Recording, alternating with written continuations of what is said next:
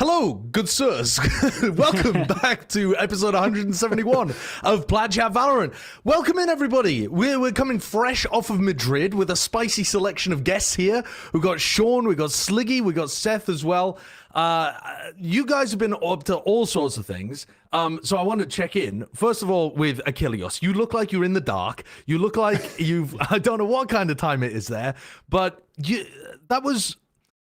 it felt brutal not having you at Madrid, man. Because all I wanted to do the entire time was talk to you about how Gen.G are going to do it, and DRX never did. That's all I wanted to talk to you about the whole time, and you just, it was like a hole in my heart. It was, yeah, I mean, it sucked not being there, but it was fun to watch from home, even though it was at complete garbo hours at certain points, when the days went really, really long. Like, the starting time was like midnight, so that's not too bad, but then, like, the final, I think I went to bed after that at, like, 6:30 in the morning or something like that, after just doom scrolling all of these things after the final. But it was just like me and Paper Thin just chilling out, hanging out in Discord, just losing our minds collectively. So still had fun with it. Yeah. And then the two co-streamers that we've got on here, Sean and Sliggy, known for nothing else, obviously, not a clever coaches. That's the pinnacle of their career. Yeah, more people. At some point, the more successful both of you get and the more viewers you get, you're going to get known for the co-streaming way more than you ever did for the coaching. That's the problem. I did some content with Kiko from Liquid the other day, and he was just like, oh, when was like the first time you watched like competitive play? Because I remember was it Karen said that he wasn't watching champs, or like he didn't watch Loud at champs or etc. And then I was like Kiko, I was like, when did you start watching? He was just like, oh, Tokyo was my first. I was like, so you just missed my whole coaching career. Like, he has no idea who I am. So yeah, it's kind of wild. The new breed. It's so funny, dude. Like, there's like 3 people that I play Valorant with that have no idea that I ever played CS. And I actually love it. I love it.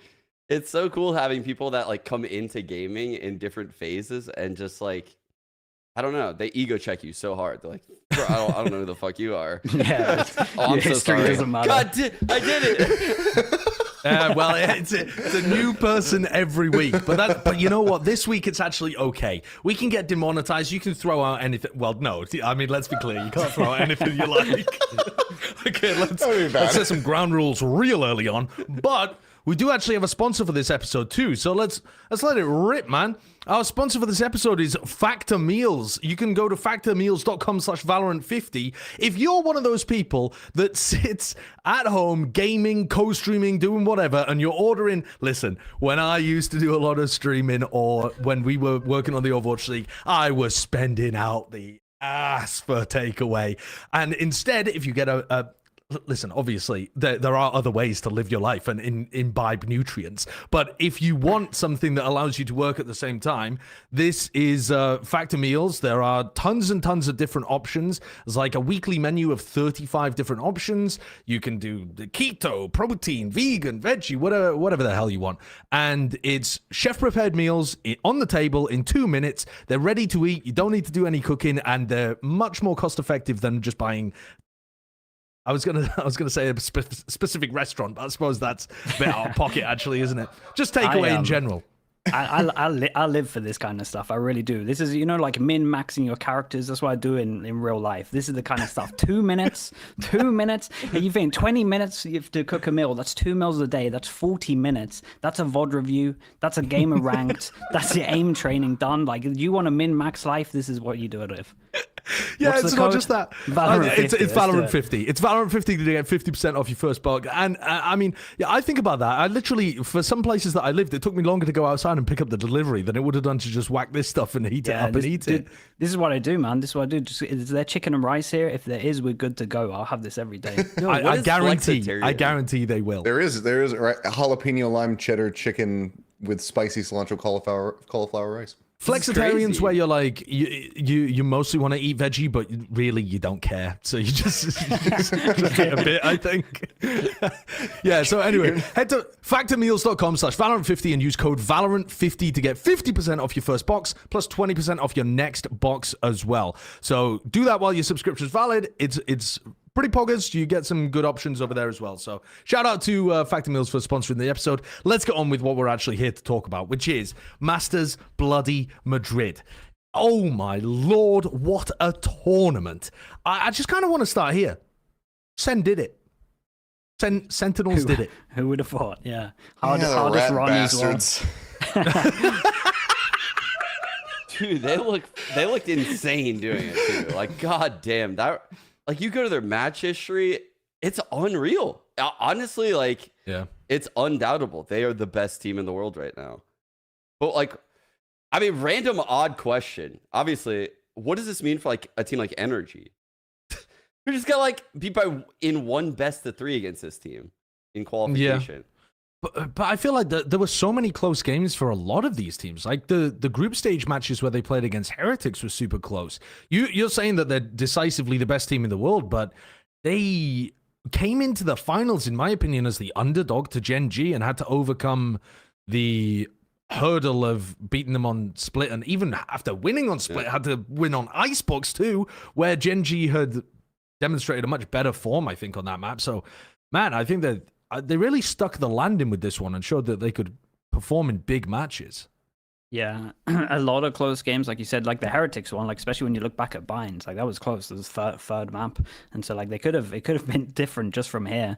And then yeah, I mean, I'm just impressed with. So I'm doing like a deep dive onto their split at the moment. I'm just impressed with how different their split looks depending on who they're playing.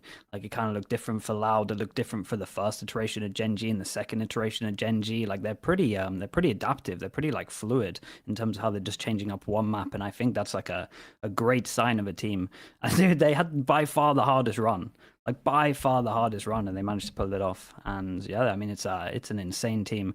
I think the turnarounds are sick, and I just think they look like just a complete team. Like the mid rounding, the prep, just the individuals. Like the individuals are actually just saving them in some of these games for sure. But then also they have like good prep on top of it for the best of 5 that's like clenching them out maps. I was just super impressed. And I mean, the whole tournament was great, to be honest. Yeah, I think like the reason why I say that about Sentinels is they did this with a 2-ban disadvantage in the finals. But more importantly, when I look at how they approach these series, like even entering this tournament, going into their first series ahead of them playing Bind, I was like, if they want to win this series, I don't want to see a Yoru raise. And they did it. And every time I see a veto, Kaplan's doing exactly what I want him to do. And when I listen to the interviews, people say exactly what they should be doing. Like they are prepping and game planning perfectly, like to a T. And they are an incredibly hard team to play against because of how execute heavy they are, while, like you said, they have the individual playmakers. They could take off the gloves and just brawl with you in chokes. And that's terrifying when you play against a team like that. I think it's so funny that you're bringing up the map vetoes, because the NRG, the Sen NRG one that happened during kickoff, where Ethan and Chet are just discussing back and forth. That happened again at Madrid when they were playing. Was it against Gen.G, Seth? The 1 minute veto. Oh, yeah. And Solo just took like a year and a half to decide what the fuck they wanted to pick. The desk was thrown into that segment, and they're all pre-recorded, right? And so the producers hadn't told them how long it was, and they were like, It's like 3 what minutes is going long. on here? Like, this video is like, this is a feature-length film. How did this end up going so long? It was so bizarre. Was that the upper bracket final, though, that they ended up winning anyway? Yeah, it was the upper bracket one. It happened twice. It happened with there was an earlier game when they took like a 30-second veto, and I was like, this is a bit odd. Did they not expect it? And then with Sentinels as well, they were either going to get rid of Icebox or Breeze. They got rid of Icebox, and they were acting like it was the most insane like ban that they've ever seen, and they were just like looking for a minute. And I was like, dude, people in my chat were just spamming the time meme that you were doing for the K-Corp stuff, because they're going to get timed out. You got like a minute per vote. They could get defaulted or something. It just goes to a random map for the upper bracket final. Oh god! But I think so that's the thing that I'm noticing now after champs last year and this tournament here, is that for Pacific to get the trophy, we need to not fucking win the upper final, because we always do that and then we go in, we get this advantage, and then somehow we fuck it, we just squander it all. So let's just try losing the upper final, go through the lowers, and then maybe we'll get the trophy. I think that's the solution. I think we should try Seth, that next time. Do you remember champs where DRX lost the lower bracket final? No. But see, that's different, That was because a they 3-2 weren't game. they were going through a run through the lower. So it's like you need to have the momentum to stay in the upper bracket, and then when you get to the upper final, that's when you shift down, not beforehand. Oh, yep, I'm feeling it. It tastes good, doesn't it? Yeah. I got a question for you guys. I feel like this has I think this has set the tempo for how teams are going to approach the offseason for next year. Because every team that did well, apart from PaperX, who were like losing their minds at how they were even going to go far in this tournament, they thought they were only going to get a single win. Every other team had such a solid approach to the offseason. They all started like building their teams in October. They had them all ready. They're either scrimming hardcore the entire time like Loud or playing in a ton of offseason tournaments like Sentinels. It feels like if you're not doing that, you're just kind of tossing away the first beginning of the year. I think the big thing though is striking the balance, because you want to do you want to pull a Sentinels in the level of involvement that they have, the level of prep, and you want to avoid doing an EDG where you're doing way too fucking much stuff, because it seems like things are still a bit of a struggle for them to kind of like get back on the horse. I mean, they looked good. They were able to take down PRX and whatnot, but I think that they still are recovering from all of the play that they were doing since Champs had ended. Yeah, I think it's always like a fine line of getting it right, because you get the burnout happens just because the format's so close, and then it just becomes, yeah, if you're like pracking too early on and then it comes to the real season and then they throw the curveball of Sky getting nerfed and then you've wasted all your time and then everyone's demoralized, that's a nightmare. So yeah, I think these teams kind of timed it well. We're forming early, practice a little bit, take like Christmas time off, and then after that they kind of get into it. And yeah, I think other teams like EDG, maybe even Fnatic, kind of maybe would have changed how they approached it. Because I think especially EDG looked a little bit like shaky, probably just coming off like actually having time off, which was much needed. So yeah, I think it's a thin line. You gotta find the right point. I'll play devil's advocate here. I actually think like everything in Valorant, there's like a black and white to this where it depends your style. Sentinels benefited massively because they have 5 super experienced players that from those reps, they gained like immense game sense and playing off of each other. But you put PaperX in that scenario where they're grinding like 50 off-season games with weird comps, with very little flexibility with util, it's going to hurt them massively. So it depends on your style and like what kind of quirkiness you're going to bring. Are you going to run the default comps where you need to be flexible across the map? Or are you going to try to be punchy with kind of creativity, the way, you know, certain comps operate like PaperX? I think one of the other things that kind of harmed PaperX potentially, and it's like hard to quantify this, but you know, the AVL was the biggest tournament kind of the off season.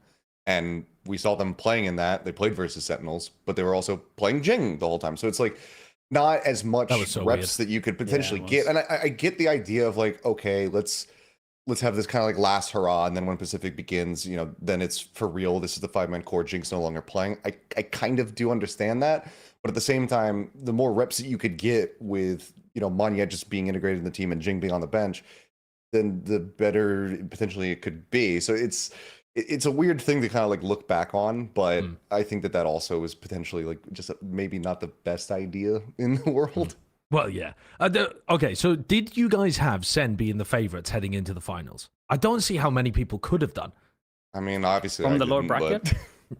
yeah, I mean, from the lower bracket, facing the double map ban after we'd already seen Gen.G beat them. They lost split 2 times in a row, 13-5. Like, I just didn't see it happening. I had pretty much whoever went through the upper, because everyone's map pool looked like relatively shaky apart from maybe Gen.G's. So I was like, whoever goes through from the upper bracket, I felt like that was whoever was taking it. So that's why it kind of makes it all the more impressive that they did it. But yeah, I mean, they just look better on maps that I thought they weren't gonna like pull through. Like Bind was a bit of a shock for me, to be honest. That was close, but they still made it good, and then they managed to actually like get their split back. But I always kind of had faith in their split. Split was a weird one because they lost double pistols in both of the other games, so they're like 13-5. And then people were like, "Oh, their split's done," but actually it was like they just got a heavy snowballed, and that can happen in this game. I don't think you can.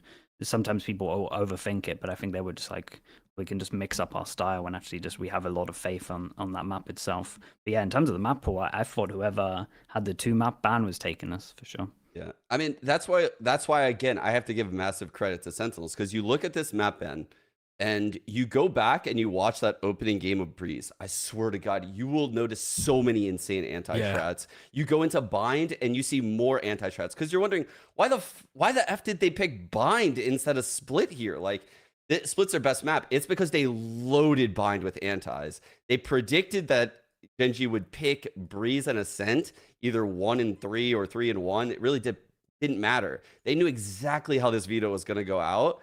And the only map Sentinels didn't have prep for when I was watching them was like Icebox. And it was like light prep when you were watching them. Like they knew what Gen.G was going to do, but like they didn't have the layers that some of the other maps went to. So I thought when it went Icebox that they were kind of cooked. I'm not going to lie. And that was the most impressive game for me when they closed it out there. Yeah, it's pretty sick. I mean, right from the beginning on Breeze, when there were so many people talking about how Sen made a map veto mistake taking them to Breeze, and Kaplan said it himself that he viewed it as a mistake in hindsight.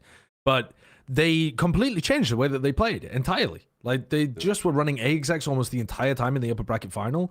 I think the ante there was supposed to be like the knife on Karen stopping him from getting the pull. Was they just thought that was going to be game over? Like he had just saved his recon every time and they just ran into the recon and got mowed down, and they were like, wait, actually that wasn't as good an ante as we thought it was going to be.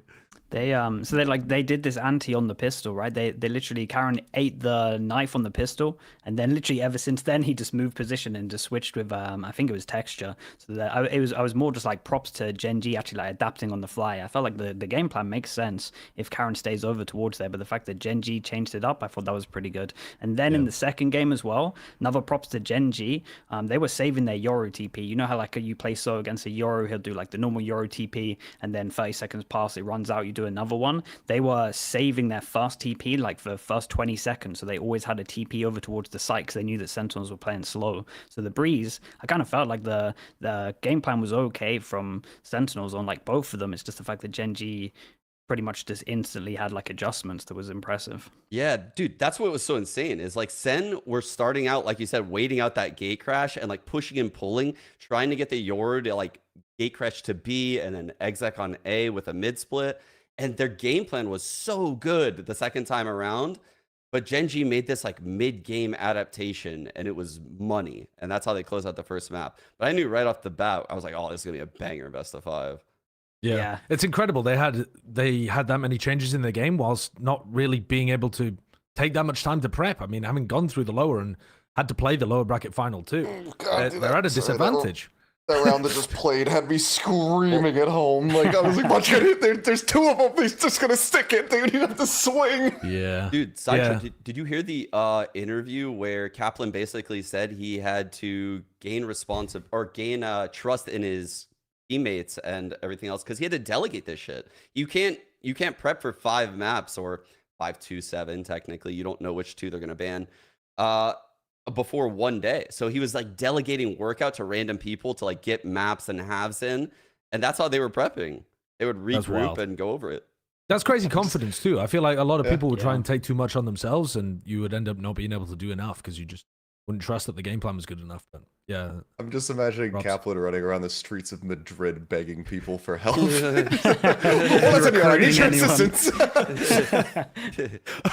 Hola, anti-strap, por favor.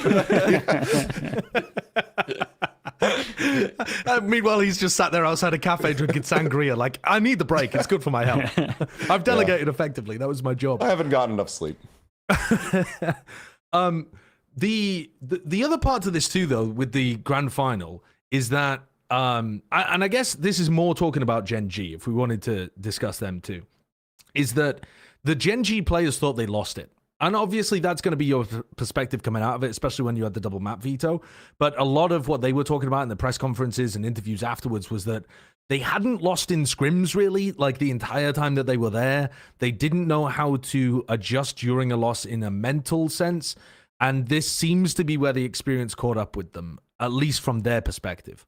Yeah, I think I got that vibe as well. I think even just like when you looked, was it Lakia did like a 1v1 clutch or like a 1v2 clutch, and normally they would all be like celebrating, giving it up, and you could just tell across the board it was like pure relief that he won the round. It was like completely changed. It wasn't like them trying to give momentum and stuff. It was just, it felt like they were just scared to lose. Like it's one of those classic ones where you can't be like fearing to lose, and it felt like there was so many players that were like fearing to lose, and you could just see just pure relief every single time. It was so different, more just from like the player cams in terms of reactions from map 1, map 2, and map 4, map 5. It just felt, it was like noticeably different for me when I was watching their reactions.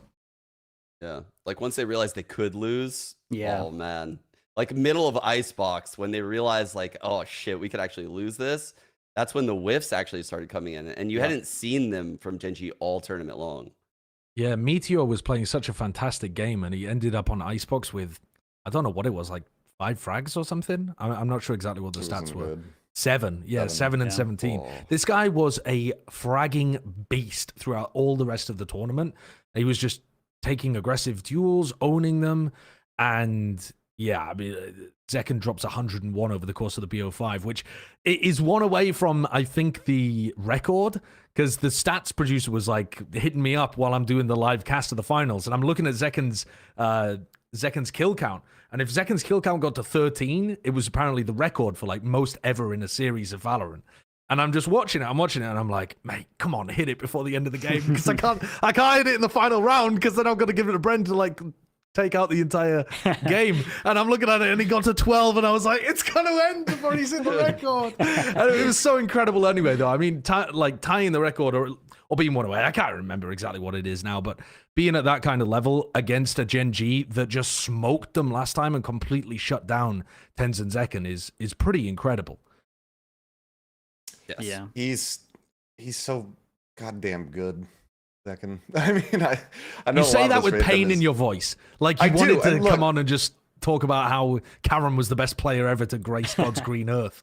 This was a painful final, because obviously I want the trophy so badly for Pacific, but ultimately, like, I can't even really be that upset, because I actually really like these guys. I spent a decent amount of time with Sentinels when they were out here for the AVL, as well as like even when we were in like Sao Paulo, and that's when I got to know Zekken and Tens especially, and I was just like, God, they're so much nicer than I thought. Why can't they be dicks? Why can't they be people that I hate? Like, why do they have to be these nice young boys who are just come out here clapping my fucking team? It makes it so much more frustrating to get upset over the loss. It is a painful one for Pacific fans. I mean, it was a final absolutely loaded with storylines, because you've got like Tens is there back again, so is Lakia back again from the very first time, but Tens is actually competing for another trophy, of which only 5 players had ever hoisted 2 trophies before, and now Tens and Sassy have both done it too, like putting their name in the top category. Obviously Chronicles one above, but for everybody else, that's matched at best. And then on the other side of things, no Korean team had ever made it to a grand final before. A Pacific team has never lifted the trophy, and a Pacific team has still never won a BO5 at a global event. Still never won a BO5. And it's always close, pretty much. Yeah. It is like always close. Yeah. We keep getting on the cusp of it. We just can't clinch it out. I don't know. I mean, I'm hopeful for Gen.G in the future, because I think that the fact that this team just kind of came together, had a lot of doubts cast on it. Karen comes out of solo queue, becomes a Royal Rotor, and then also makes it to a grand final. Like, the potential growth for them, now that they have this and they have the experience, and they can tackle the kind of like, I guess, contemplative issues that they had during the series of like, how do we bounce back from, you know, like those map losses and that kind of thing. Like, I think that this experience, as long as they don't squander it, is going to just continue to just make this team skyrocket. So I'm fully expecting Gen.G to just be ever present throughout the rest of the season, and you know, probably into the future, as long as this roster stays together, because all of these guys are cracked. So if they just continue to develop, this as a jumping off point is already absolutely insane. Yeah, this was one of those lands that actually did feel like the experience diff kind of edged it out a lot of the time. You had a lot of like rookies, even like K-Corp team, like Heretics as well, to like rookies, and it's like essentially the experience did win out in those like big rounds. And like we were saying earlier, they were all close. And I know we always kind of be like, oh, it's LAN, like it's a little bit different, and maybe it doesn't like show in some of the stats, but in terms of like when it matters, pressure situation, the experience really does pay off. I know Sentinels still have like some people that aren't really there are still like getting the experience as well, but they still have like the veterans in terms of like Sassy and Tens that have been there and done it before. So it really does like help push you over the line. And just essentially Zalsis that is just the vibes glue for sure, just consistent, and then when the pressure's on, just seems to perform better. So he did amazing in map 5. Yeah, and you knew that Zalsis was going to win when he's doing stuff like just wide swinging, easily destroying somebody, and then just kind of like laughing about it on stage. They knew at some point that they were going to win, and that's got to be booming for Gen.G too, because that's just mirrored on the other side. They know they're losing. Yeah. Dude, Gen.G's mechanics are unreal. Like I feel like it's a lock. I see them in the playoffs of in Shanghai. It's like literally a lock. I sent Kurt this clip of Texture. I want you guys to tell me that this isn't the greatest like micro mechanical clip you've ever seen. Is this the 3 pistols where he like sidesteps and then Yes. crouches the oh man. I want the movement alone. Oh yeah. Yeah. This, I guarantee you, 99.99% of people couldn't do this against bots. Like, think about the fact that he sees these 3 people, he gets that kill, and his only play is to sidestep in the middle of this fight after shooting 1 shot. Like, for this to happen in your brain in this moment, like you're running double duelist, you're in a 2-on-4, you're in the biggest pistol. If you lose this game, you lose the series. It's like fucking disgusting. the pressure. The pressure on you in that moment to do that is crazy. Like Texture is literally an AI. Like some of the things that I saw him do, that's the only way he wins that round. That's literally the only way. I mean, also the one where he was hiding backside in a similar position on the split, and he gets the 3K there. I think against Sen in the upper bracket, wasn't it? Yeah, I was literally It was setting the back scene. screen. I was like, bro, I was setting the scene in my co-stream. I went back and I watched this and I was like, this is the only thing. This guy can't do this again. And I saw him hiding and I was like, dude, he's going to do it again. He's gonna Then he started doing it again. And I was like, I was losing my fucking mind, dude. It was Don't you crazy. think, though, if you have a team that is based, and I don't want to undersell Gen.G here, but one of the things that I do notice watching Gen.G is that Texture, Meteor, and Charon in particular are winning crazy duels against people. When you have a team that is on form like that, form is actually one of the things that doesn't last from tournament to tournament as much as other things. So that's one of the areas where I worry, like, obviously Texture has been world class basically his entire career. He just hasn't been on the top level teams. But I don't know whether you can rely on all 3 of them being at a level where they all look like top 5 players in the world. Because I think that's what they looked like throughout this run. Yeah, I mean, trying to sustain this level of performance, it feels like that's not really possible, but I don't know that they could fall off so hard either that it would still be like a big concern and that they just end up bombing out of a tournament. Like, I don't know. Maybe they end up having a crash. I mean, I guess we have seen it from plenty of other teams, but I don't know. Like, these guys are all just seem insane. Like, Munchkin is in a renaissance. Like, he's having the best performances of his career, and like not even just in Valorant. Like, he's doing like his performances here are like way better than anything he was ever doing in Overwatch when he was competing there. Heron is just getting started with his career.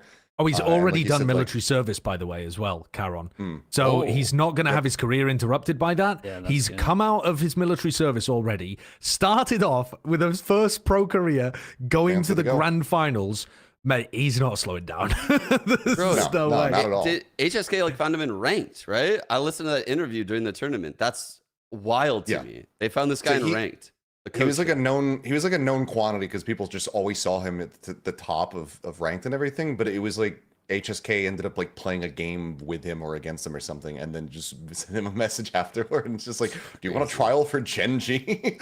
How did HSK make such an incredible roster out of these players after having a year winning no matches with DFM? Literally 0. What that would tell me is that HSK might not have had as much control over that roster as we might have thought that he did.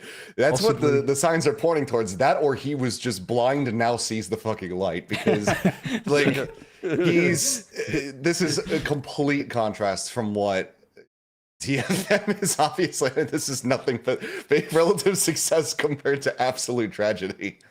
Yeah, You couldn't have a more turned around beginning to the season. that's the HSK must thing, he's like struck gold. We've seen that with some, even like I'm thinking of Heretics as well. Like they had a big turnaround where we kind of seen these teams where it's just like the coaches or like boo, and it's just like give them a new roster, give them a new lineup, and they look like completely different. So I think that's it's pretty telling to like not always like we only get so much of the story. Like we get like what 10% from watching games. We don't understand 90% of the stuff that's happening behind the scenes, so we don't really know like who or what is to blame a lot of the time. So it's most of the time it's just us speculation or just jump into conclusions. But in terms of like this team keeping up the form, I think there's a big thing when you actually, like, you can all have like confidence, but when you actually go and do it and you actually are like beating the teams that you've maybe been watching, I think it gives them a lot of self-belief. So I'm pretty sure they can like ride onto that as well. So I actually have like pretty good faith that they can kind of keep up this form, because it's more just like, there's more just reinsurance to just be like, wow, we actually are these, like, we are as good as we think. And it's just like confirmed essentially with their results.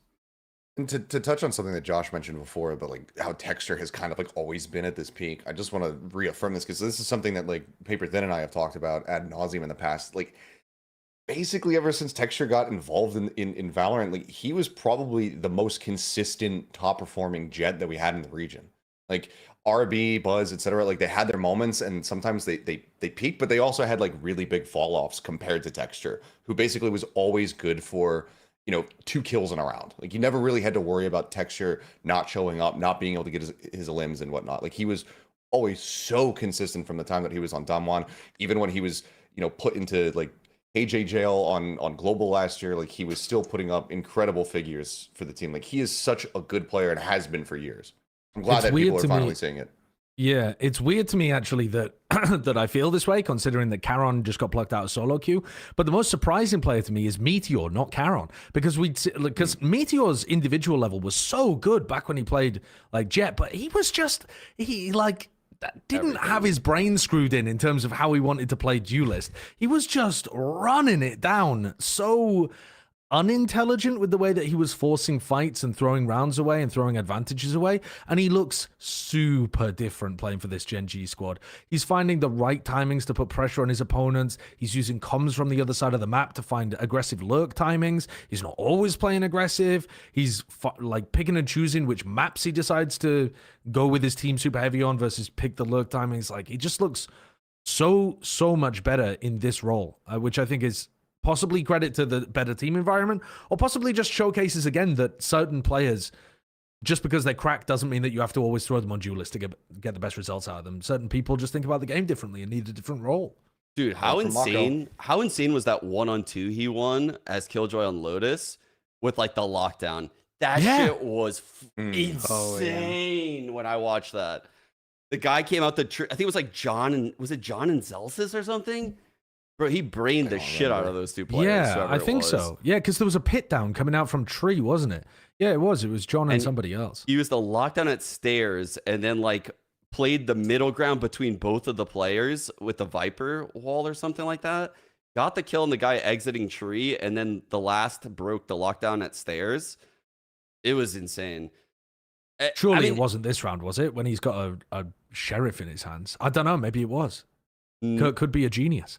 It might be. I don't know. But, I mean, there's so many heroics. I even sent Kurt, like, a play from the last round of Bind where there was, like, a pit down and Zelsis is, like, Zekin's retaking from his spawn and just shoots a showstopper, like, towards the orb. And it catches the guy in the 2-on-2. And then he gets the last kill hookah. Like, there's so many crazy plays that Sen needed to beat these guys. They're insane. Like, the Gen.G players are incredible. One of the things I loved about watching Gen.G on Lotus too, while we're watching it, is that they had such a great. Oh, it was this round. Now I remember it actually. Yeah, now that it started coming up, I'm like, oh yes, this was the repositions, the shots. But they have such a great awareness for countering other things. Like they're thinking one step ahead. Their raise rotates to break lockdown on C were super consistent, much more than other teams were doing. They were like playing with the attacking rotates a lot as well. But this play was magical. I mean, as soon as the pit goes down, he's like, yeah, let me just send this lockdown and cut off the players. This is normally one of those things where, like, so teams actually go A against Killjoy ults, where, like, sometimes because it's just not good at retaking natural sight. But, like, here is, like, on stairs is just so nice because it can get spammed. And he's just playing off that factor that he can kind of isolate the 1v1 and he knows that it goes all the way to Tree. Like, it's just so smart. It's such a well-played round. It's 2v4 as well at one point. Yeah. I love the way that Gen.G were going for these like hard reads on their defense side too. Munchkin's calling was so gambly sometimes, but he had such a great idea of what the attacking teams. I don't know what happened between like T1 Munchkin and Gen.G Munchkin because now he just actually has like a comprehensive understanding of like how to call the game. Whereas before it looked really rough. I asked him in a press conference actually. I said that I was in the press conference and I said, Munchkin, you haven't had much success on your previous team's IGLing. What is different this time? And he said that one of the big things was he didn't feel like he had changed his style of IGLing, but the coaching staff, he said, in this team were giving him constant feedback of how to improve, where the holes were in his calling, and that kind of stuff. And so that was the specific thing that he brought up, was like, he didn't feel like he was approaching things massively differently, more so that he was learning because the coaching staff were giving him constant tools to improve. And you think about what teams he's been on before, man, he just hasn't had that many smarter people around him. That seems very rude to say, but he's been playing on teams where the communication gap is enormous because he's been playing on Japanese squads, most of which do not have really experienced coaching staff like Solo or even HSK. So, yeah, I think that's what he said. I believe him. Coming out of this one, right? Oh, well, actually, just before we move on to the next topic, because I do want to transition this a little bit, but man, this is just too funny to mention. Are you two, Sean, Sliggy, are you thinking of becoming Chinese co-streamers? Because I've heard that it's a very lucrative business over there. It looks crazy lucrative, yeah, from what I've heard. It's just Yeah. they get all the viewership, right? Yeah. Basically. The Yeah, Sean, you want to go? Oh wait, So- what's this all about? I wonder where this is going. So when you look at the official broadcast for the Chinese websites like Huya, Douyu, Bilibili, that kind of thing, they're not showing the Gen.G games. They're just not showing them. I was tuning in to have a look because people were talking about it on Reddit, and I thought, surely not. Like, that seems so silly. What is going on here? So every time Gen.G were playing, I was booting it up, and there were people joining the chat and being like, wait, no broadcast today? What's going on? But YouTube was running a broadcast, and then the VODs were getting uploaded afterwards too. So what was happening was, even for the grand final, as far as I know, though I couldn't check because I was casting it, all of the main, like, official streams on official Chinese platforms, they're just offline. And the Chinese co-streamers are the only ones on those Chinese websites. So they're getting extraordinary viewership. They're going absolutely crazy with the viewership because all the Chinese viewers are going and watching it on their channel because they, you need a VPN to access YouTube or Twitch or something like that. So they just navigate towards the co-streamers instead, which I believe, listen, I'm not 100%, but I think this is because Gen.G were like doing just political stabbing themselves in their own face, basically, last year between annoying their own Korean audience, the Chinese audience, and then everybody in between. They did everything wrong, basically, on social media. That's the long short of it. They just made every mistake they possibly could have, and they just didn't fix anything, and now it's fucked. This is why they had a sponsor. They had a sponsor Yeah. that was releasing stuff in Taiwan, and they tweeted out that, oh, I'm really happy to work with this sponsor whose first country they're releasing in is Taiwan. Chinese audience pissed off about that because Taiwan being a country, and then they said, then they put out a statement saying Had to run it back. they put out a statement saying, no, we actually support all of China's sovereign claims. Well, some of those are in Korea because China just claims a bunch of different islands all over the place. And then they ended up trying to walk that one back and put out another announcement where they said that they wish to remain neutral on political things because they're an international organization. You can find all of these in different articles that have been written about it. I just didn't realize that it was such a big deal until we turned up to Madrid and none of the Gen.G games had a bloody Chinese broadcast officially. I mean, they crazy. did, but I only on didn't know YouTube. this. That's insane. This is why when Sean said, like, oh, I could easily see Gen.G in playoffs in Shanghai, I had a shading grin on my face when he mentioned that earlier. Because I was like, I don't know. I mean, what we'll see. Who happens. knows? Who knows? Like, it's going to be a bit of a quandary if that does roll around, but it doesn't seem unlikely that it will. So There's have no idea articles what's written gonna about stuff happen. happening in like LCK as well as a result of this that was popping off this year. But I don't know anything about League, so I have no idea. Oh, MSI is also taking place in China, and Gen.G continues to be one of the best teams in the LCK. So it's it's a question for that as well. We don't know what's going to happen. It's one of those very funny classic censorship situations, though, where you can just go and watch it on the co-stream anyway, so it actually doesn't, as far as I can tell, doesn't really seem to make any difference to the Chinese viewers. They can still watch all the games they would like to watch. But I thought that was very amusing, especially because Gen.G made it run all the way to the grand finals. Let's move on, though, to talking, because I'd like to transition the topic away from the tournament just for a moment to talk about Clove. because Clove got released and had a big show match right before the finals kicked off. So, which led to an amazing situation where we saw Kaide performing on stage right before Tens went and won the trophy, which is so sick to see. What are your impressions of Clove? You've had an opportunity to play them, and I assume, or maybe you were too busy co-streaming, but what's the feel? I think Clove is a ranked god. Like, I just think Clove is insane in ranked. But when it comes to pro play, how can Clove push Omen out? Like, I just don't get it.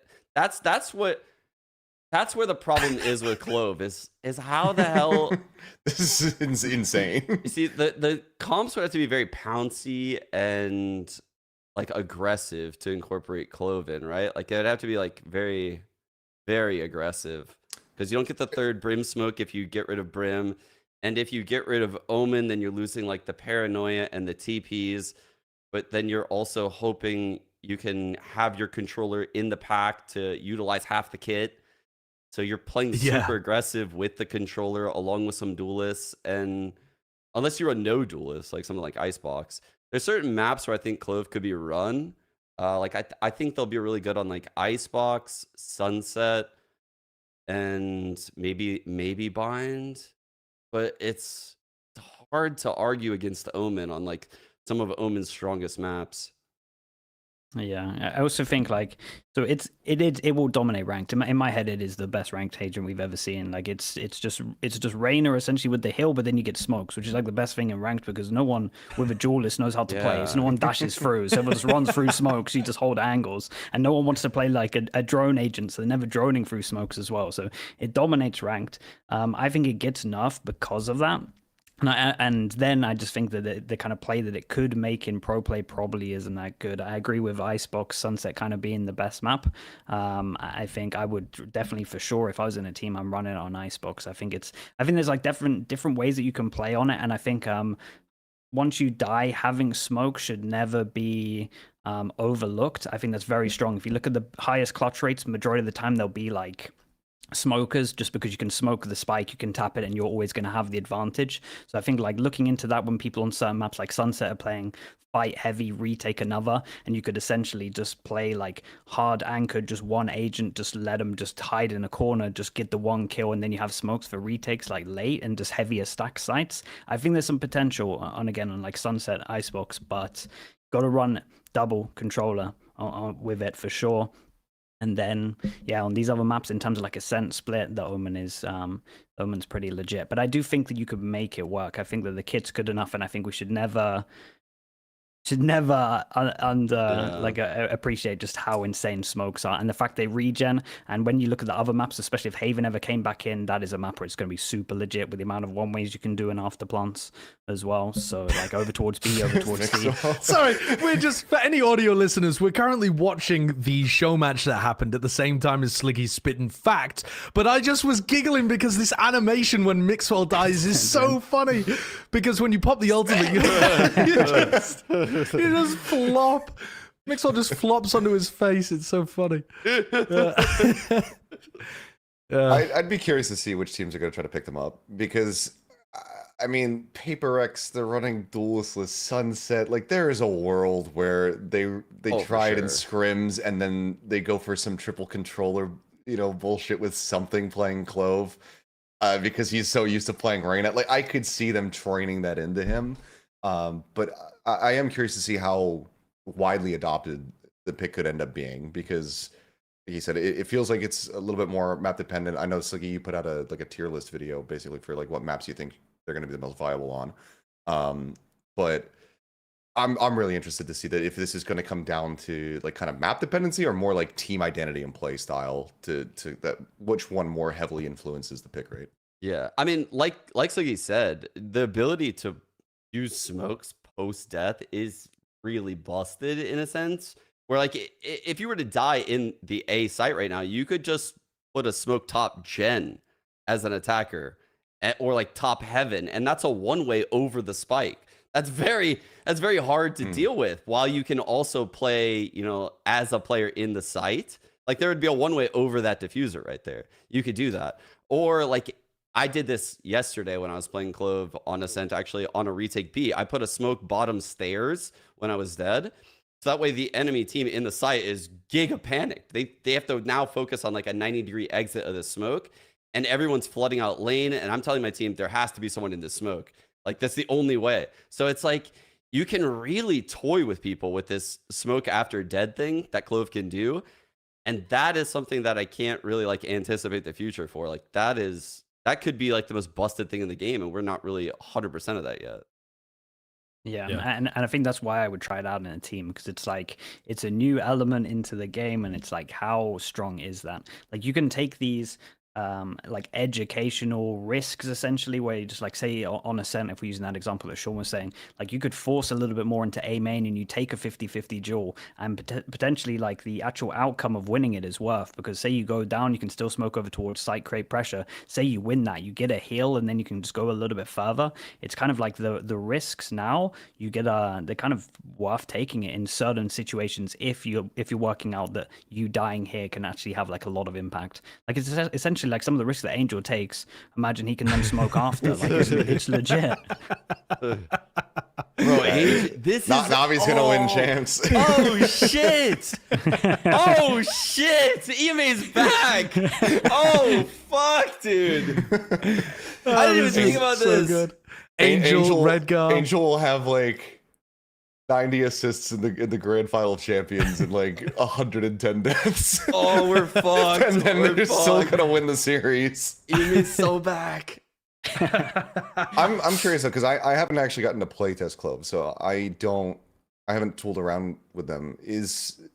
When you're in your res dismissing, does anyone know if you could pick up the spike? And then also if you're in like a 1v1 and you have your ult available, can you still pop it? Like if you die and you're like the last player of your team? Oh, what if the spike hasn't been diffused yet? What if you're in a one-on-one, you die, but yet they haven't diffused the spike yet?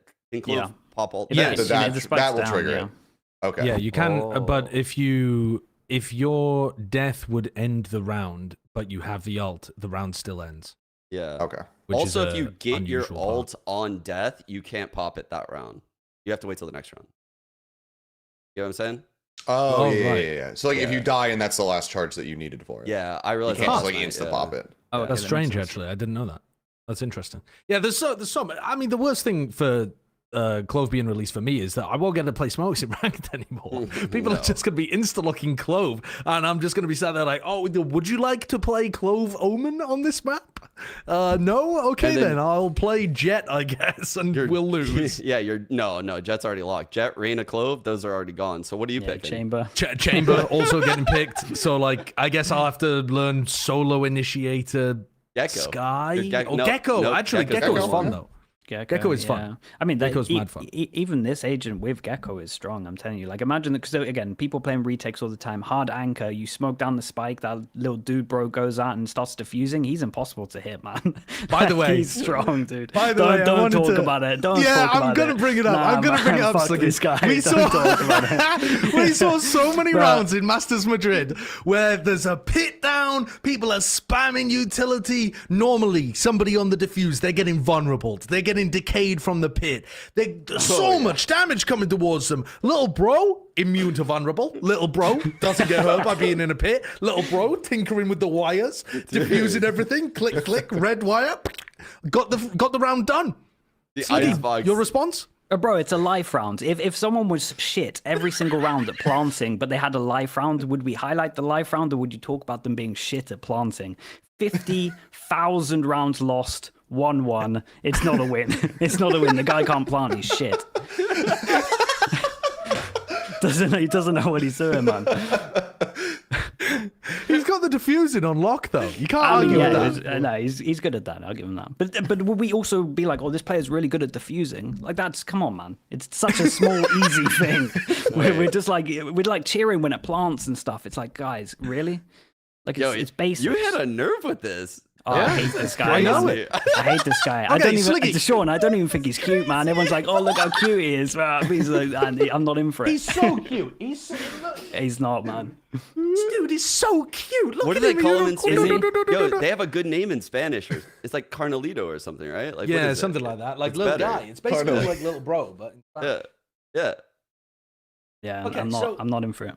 wait there though. Have you actually tracked how many rounds Wingman has lost by planting badly? Loads. Can't be many. God, mate, I'm talking about it every time, every opportunity on my stream. It's all the Yo, time. what It's- about it's- somebody- yeah, Okay, compiled the data? Somebody with Okay. too much time needs Look, to compile look. this. yeah. I see what's like he's saying. I used to be on the hate train, but I do think that his usage is better now, right? Like the way people Oh, yeah. tap, they kind of No, draw yeah, out all yeah. this util, then they use Wingman in like the second or third wave of tapping the spike. Oh, that's when he gets giga value. People are using him better for sure. He's, I just think he's cutting wires like crazy in that way. I think he just gets too much praise for what he's doing. That's all I'm saying. Right, you're jealous. Yeah, sure. Yeah, we can put it down to that. I'm So in for here's that. what I'm realizing though with the devs, that, like AI is taking the jobs away from the initiators. It's going to like Wingman, and then here we have controllers. They're smoking after they're dead. Like next, we're gonna have a Senti that's literally doing no work, but yet defending the site. Like everyone's That's job what the turret is did. yeah. All the support roles are getting easy as fuck. AI is taking over. Okay, so earlier you were talking about the EMEA teams, right? You were talking about we were saying that Heretics had a really close game. You were talking about Nilzinho stepping up, and Sean, you specifically said EMEA is back now that Clove's online, Angel, Redgar, etc. I got a question for you though, because EMEA ended up 0 teams in playoffs. We had really high expectations for Karmine Core and Heretics. So my big question is, are the EMEA teams just frauds? Were they just fraudulent here at Madrid? Did they hype everybody up into thinking that the region was good and sick and that they had incredible fundamentals when actually Fnatic just tripped over, fell on their faces, and let through 2 bumbling buffoons to the main event? What's going on here? I think the the sensible answer is no, obviously, and I would say that they're like they had close games against some of the big teams, like in terms of K-Corp and Heretics for sure. I think this was just their inexperience, like really hitting, and it's also it's a different kind of format from playing like one game and then having to ante the next instead of just having a lot of time. And I just think it put that in mark with just the inexperience and some of the players maybe being a bit nervous and not showing kind of their self that they showed running into this. That's what it felt like to me, like huge inexperience diff for that side. But again, they're all kind of young, new players. It's going to happen at some point. They also both lost to top 3 teams.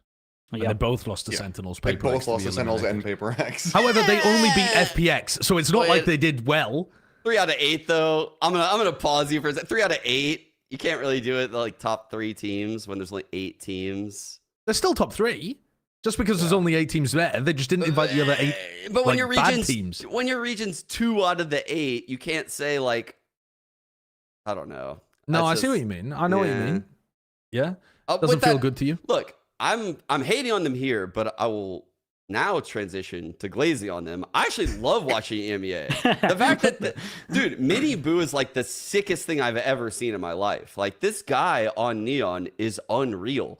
And I love watching the Yorus come out of K-Corp. Their approach on the whole meta and how they're using these duelists util-wise is incredible to watch. I love the scene, and I'm praying that EMEA doesn't go bedge and go back to the normal comps with the normal list. Like, stay on this route, please, because I think the Neon, the way Mini Boo uses it, is crazy. The stuns. I mean, did you guys see that shit? Am I the only Yes. one here? Unbelievable. No, I mean, I think it's the best Neon that I've seen since like Prime RB on like Fracture, basically. Like, you know, the movement and just the utility lineups and everything. Like, he's got it down pat. Like, it's a really clean performance on Neon. It's not even like. Of course, I had to bring lineups. it back to DRX somehow. He's got Of course. He's got the lineups and everything. It's just reactively, he always has something in his back pocket, and he knows exactly when and how to use that. And when I watch Neons normally, it's like the coach made me do it, and like this is the lineup the coach made me do, and they're not very good at using the util. But when I watch Miniboo, it's like, this guy's only played Neon for the last like 3 years. It's like that. Yeah. Yeah, and it's like probably the team that like sets it up the most as well. I think it's kind of like showing just how fluid it can be in terms of just going aggro with like the KO flashes that we've seen, and then also just like some of the map control in terms of just using the stun. If you look at like Lotus, so yeah, I think they got some sick stuff. Don't show me Heretics footage again, because while my true love is Carmine Corp, right? I'm bleeding blue, but Carmine Corp, I wasn't that impressed with how they actually performed. I thought their form was off. Heretics, their form was outrageously good. Until at some point in this, they activated the Cosmic Curse.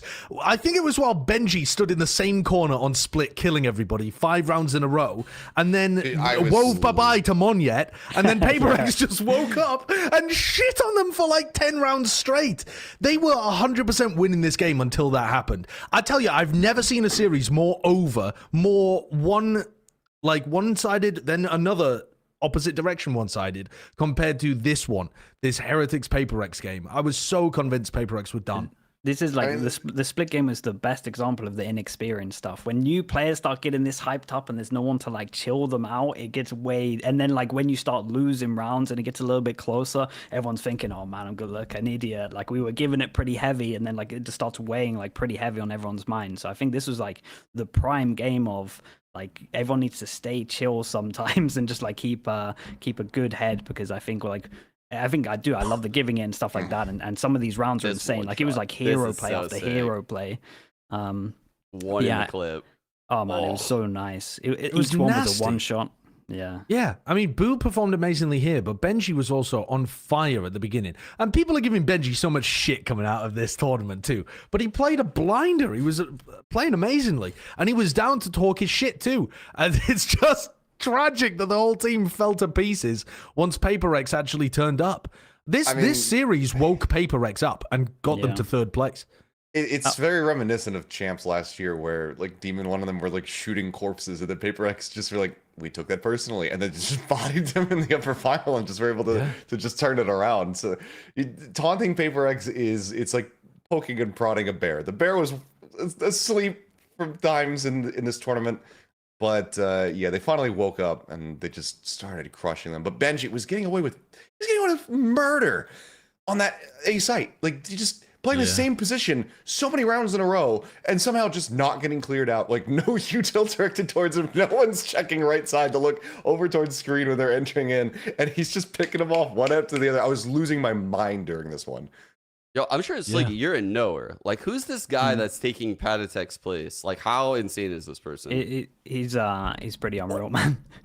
He's pretty That unreal. was also one He's of the considered, Sean, he's considered the best player on the roster, or at least the most like this team's insane. If you were promising like, player. if you were going to ask me who's like the one to look out for, like before we'd seen any of them play, you would probably be saying Woot, because he like the stats he's putting up and the stuff he used to do in practice when like I was on a team. Oh man, what role does he play? What role? There it is. That was the moment right there. He's gonna be flex with this, but I think back then, at least when we were pracking against him, he was some kind of duelist, I want to say. But everyone in Turkey was doing that stuff. Dude, this He's team's been playing gonna a lot of, be like, Flex Initiator stuff godlike. By the end of the year, this team's gonna be godlike. Like they have to be, right?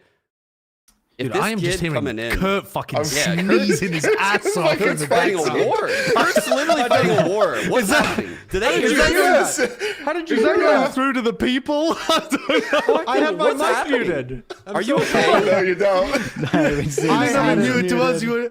You were going fucking nuclear back there. You were clearing out stuff from when you were young. I thought for a second, I was like, am I somehow the only one that's getting pumped this audio? Because nobody else is reacting to Kurt. That's years of Counter-Strike production experience, bro. I'm like zoning that shit out. Like, is Kurt dying in the background? And I just got zoning out. Fuck Kurt. I swear Bless you, I was Curtis. muted for the viewers. I don't know how it got to you guys. Well, bless you. Just for the viewers, Kurt's currently dying whilst sneezing. bringing you this episode. Yeah. Sorry, where were we? You were talking about Woot and you were talking about Heretics, but I interrupted you terribly. I'm sorry. I can't even remember the season We're came talking in. about the new kid coming in. Yeah, but they're going to be Oh. changed because Mini Boo's doing school at the same time, right? So they're doing like a 6-person roster for like a little bit. Yeah, Paddy Tech's going to be playing week 1 instead of Mini Boo. And then I imagine study. I imagine Woot will do duelist, and then eventually they'll switch into like their normal roles. And I imagine Woot plays flex, but he used to play duelist for when, like at least when I was playing against him, he was duelist, and now he plays more like flex smoke. All right, good, because I want Mini Boo on Duelist. Yeah, he's just got school at the same time. He was talking about they were doing like their prep work and stuff, and he was still doing his like homework during Madrid. It's impressive. Yeah, he's like he's a grinder. Yeah, the fact that he could put up performances like that while also studying, like, I mean, I'm not even good at video games, and I was shit at studying. Like, how is he doing both at the same time? Like, it's incredible scenes from him. I want to talk about Karmine Corp a little bit though too, because they were the most impressive team to me. I think out of everybody coming into the tournament, I was mega impressed with the Gen.G players, and I was impressed with Sentinels. But I felt like the individual form plus the ridiculous discipline was on display from Karmine Corp. And I know they weren't too happy about how they performed in terms of their form coming into the event and stuff. But do you buy into the fact that it's like a hot streak or a honeymoon period or something, and they're going to calm down? Or do you think this is still going to be a team that EMEA's going to be on notice about? So me personally, I still have a lot of faith in them, but I started noticing like relatively early on that some of their stuff was like limited in terms of loads of set strats that were like the same that had tells in, especially their ult strats. They started just like doing ult strats that they already had. It's like they only had like one set ult strat that they were running. So in terms of some of the stuff, in terms of being predictable, I think they need to get like a stronger strat book, and maybe that was some of the stuff that I was seeing. Because I was watching them on maps doing like 3 times from the prior game the same rounds they would have with this ult, and teams would just jump on that in terms of like coaching. It's like one of the normal kind of antis you would do to see what they do with ult. So I think they need a bigger playbook. But in terms of like the team individually, I think that this is still a strong team. I'm still excited about them, but it was a heavy underperformance for sure. For how good they looked, I kind of had them down. As like a top 2 coming into this with Sentinels, really. So basically, if they suck going into stage 1, it's entirely on the coaching staff. No, but they probably will. And I would say that for everyone going to Madrid, I was like, first split, I think the first 2 weeks, these teams are going to not look as good. So everyone needs to like not jump to conclusions for the first 2 weeks. I think having like 5 weeks off, and then in comparison to 5 weeks off and going to Madrid, playing all these games, showing all your stuff, not having time to redo a lot of your stuff, and it just being non-stop, I think other teams will catch up, and then they're going to have a harder time. Narrate was still ridiculous. I had so much fun watching him. He's outrageously good. America on top in terms of winning the tournament. America on top in Europe as well. America just keeps winning. Yeah, I was very impressed with him, just like I was with Heretics. But I agree with what Sliggy said. What I watched, when I saw them, I felt a lot of what I had in like the early stages of 100 Thieves, where it's like younger players that I didn't fully trust to like run a default with full freedom, like how you would see Sentinels. Like with all this experience, they could run a default with full freedom because everyone understands like a hive mind mentality of when to take space, when to retreat, when to show presence, when not to show presence, when to cut noise. Like all this stuff Sentinels understands because of years and years and years of experience on key players from Counter-Strike and the coaches and all that shit. Well, when I watch K-Corp, they're kind of forced to run set plays more often than not until they figure all that shit out. And that's on Aang to like be drilling that in the background. But once they figure it out and they open up their playbook, they're going to look insane. And I sent Kurt a clip from Ascent, and it's 1 round. And I swear to God, if K-Corp convert this round, they just advance. They knock Paper X out of the tournament. But Munyet, who the community, I've been glazing this guy nonstop. The community hates this guy because he took Jing's spot. He is incredible. Watch his hold here. This is fucking insane. He's in a main, Jiggle peeks out, he senses his hit, throws the paint shells right behind Martine, gets that kill, comes into main, senses this, steps in front of the aftershock, satchels them off, re-satchels, boombots in front of the wall, is swinging out.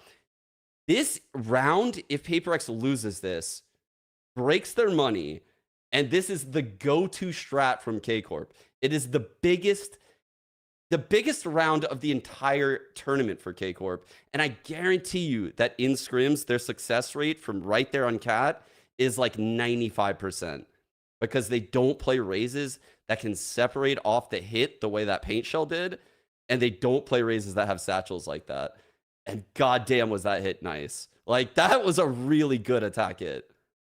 I think as well, just like him as just a player, he like really grew. I felt like Paper Rex out of every team kind of grew throughout the tournament, but him as a player, he was like the individual that felt like they grew the most. It was a slow start, didn't look confident, especially that first game. My goodness, only Forsaken looked confident in terms of that team. And then like as they started changing their split up, and they were just like actually had some kind of just some confidence in terms of the actual comp and how to play, then you kind of saw it just spread throughout the team. Like some things then popping off, then Monyet just getting loads of confidence. Guys going, like, if we look at Monyet from the first game they played to like further down the line where he's going for like knife kills to revenge like his teammate that's been knifed, like his confidence is just through the roof. He's just jumping through corners, and it's like that's what he does in practice, and it's cool that we're starting to see that in actual games. So yeah, I think in terms of growth of a player, that was like one of the biggest I've actually ever seen from just one event in terms of starting game to like end performance. So that was cool. Can we go back to the first picture? Yeah, for any audio listeners, this is Alex saying I don't know what game this was in. Do you know who they were playing against? Seth? I'm not certain because I haven't watched the content. I just wanted to point out the dude deep throat and the banana in the back. Sure, that's true. Brilliant. But this is behind the scenes, and Alex is saying, everybody's talking too much. Shut the fuck up and shoot. Which is just, and that's why I love him. based Alex advice. Yeah, he's the perfect coach for them. If that's the advice, it's the perfect coach. There's a video clip of him talking to Monyet as well backstage, and he just tells him like, I don't want you to think while you're in game. Like, stop thinking. You know, just go. Like, just basically, he wants him to play like more instinctively, more just like quick reaction. Like, trust your gut and stop like thinking about it, because then you're gonna start second guessing yourself, and you're gonna end up making the wrong decision. Like, I want you to just go with whatever your brain tells you initially, and trust that it's gonna be correct. And he's kind of always been like that. I mean, you know, when something joined the team last year, you know, there's the famous clip of him. I think they were playing Split, and he just causes a pause. He calls a pause, and he just tells Ilya, like, turn your fucking brain off and go shoot them. Like, that's just the style that works for the team. Kurt, can you replay this? They play so well off each other. Sure. Yeah, this is insane. Ridiculous. So look, check this out. Yeah, go on. So he peeks backside. He satchels. He gets this first kill. He satchels off the repeak. He peeked off his teammate's blind, swings out wide, knows this guy has to commit right there. He forces this player out with a paint shell on the right. Like, everything about this guy's util is goated in these clips. Like, he has so much potential. And the PaperX fan base is shooting themselves in the foot by constantly comparing this guy to someone that they can't have. And that's just like not fair to him. I feel like they're going to suck away his confidence. But the other thing is, too, what he was doing towards the end of the tournament, he was filling in. The way that Jing played was so similar to what Monyet was doing at the end of the tournament. Where Monyet was doing these crazy deep dives in, he's like diving into backside on bind, owning people, getting much more synced up with the way that he and Something were playing. I mean, originally on Split, they had Forsaken playing with Something, and Monyet was on Smokes, and they transitioned. Obviously, at the beginning of the tournament, they're playing bloody triple duelist. But once they went back to the classic double duelist comp, they had Monyet playing Smokes alongside Mind Freak, and they swapped that over in the last two games or something? Maybe just the last game. I can't remember. But it was the one against Sentinels where he ended up playing with Something, and Forsaken went back over to play Sky for them, I believe. And it was amazing. I mean, it just worked superbly. And I think that seemed like it was something that was missing from them at the beginning of the year, that coordination and him being on the same page as everybody else. But he's been a fantastic duelist player before. He was amazing playing on a bad team playing Smokes. He's got all the talent in the world, but they kind of put him in a bad position, I think, by just playing with Jing for most of the offseason. So he didn't actually get the experience playing his role with the team. Yeah, I think they need to give it more time, but I'm right there with you, Sean. I think people need to just shut the fuck up, Sivek. Give us some time. Let Like, him be, yeah, yeah. they made the international. They made top 3. Like, they had a strong performance still. Even with some of the shortcomings in like how they looked in kickoff and dropping the series to EDG, like they still made a decent run to have a good position at the end of the tournament. Give it more time. Monyet already looked better, like, as Josh was saying, from the start of the tournament to the very end of it. Like, this is a guy who did hold the LAN kill record for a brief window of time before like Depp stole it away from him and whatnot. Like, the ability, the mechanics, it's all there, but you're also joining probably one of the hardest teams to just step into because the play style is so different from every other squad. So with more iterations, with more practice, like, Paper Rex are just going to be able to be able to get back to where they have been with Jing in that roster. I think theirs was the best run in the tournament, as weird as that sounds, because they had no expectations for themselves coming in. They literally said publicly that they just wanted to win one match at the tournament. Alex is putting out interview quotes being like, we have too much to fix and too little time. It's actually over. Sell your Paper X stocks. We're going bankrupt in 2 years. No one's buying the bundle. Give it up. Go home. Like, everything was so doomer. They beat Heretics in an insane comeback. Like, they looked completely down and out. They fixed what they were doing, adapted, and got their own confidence up, and blasted past Heretics towards the end there. Then they beat Carmine Core, who also look fabulous, with an OT result on Ascent by being able to get past them. Sure, they lose to Gen.G. Gen.G are their domestic rivals that know exactly how they're going to play, and Gen.G tore them to pieces. They played against Loud, and they kind of beat the crap out of them. They looked like a significantly better team than Loud in this series, in my opinion. Dude, they anti-shredded the shit out of Loud in that series. It was actually fucking crazy, the work that Alex put in that series. Holy shit. I didn't think Paper X had it in them. They made third place while looking not very good at the beginning of the tournament. I don't think it was unreasonable for us to power rank them towards the bottom at the start of the tournament, and they ended up in third. It was like an outrageously good run. People should be so happy about that.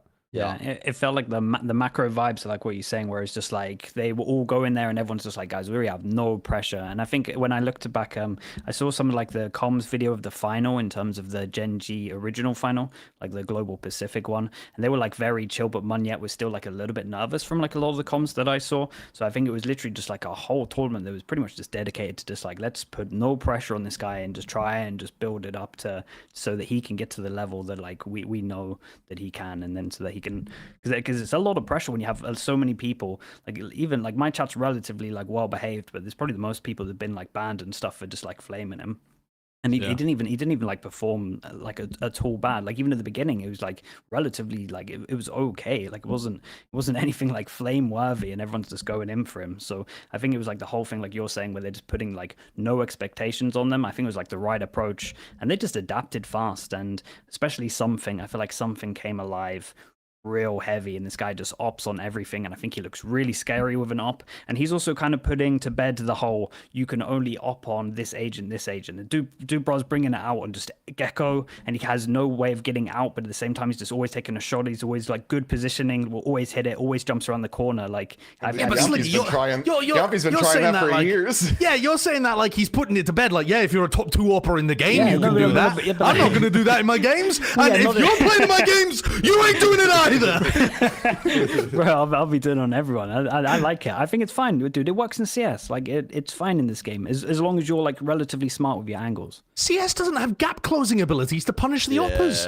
Ain't no way. That's true. Yeah, that's true. You're fragment grenade jumping your way in to try to punish Simple. That's fully fair, but it's not as bad as what people think it is in terms of like the strict rule of only this agent. Yeah. Sideshow, Scream goes to Sliggy and asks him to op on Gecko back then. Is he saying yes? What is he saying? If Navera asks, maybe. I mean, you had Navera opping on smokes. Navera was, dude, I want him opping. Crazy.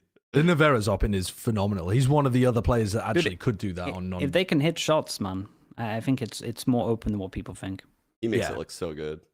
Yeah, Something's a ridiculous player. I want to move on to talking about Loud though, if we can here, because you mentioned the Paper X Loud game.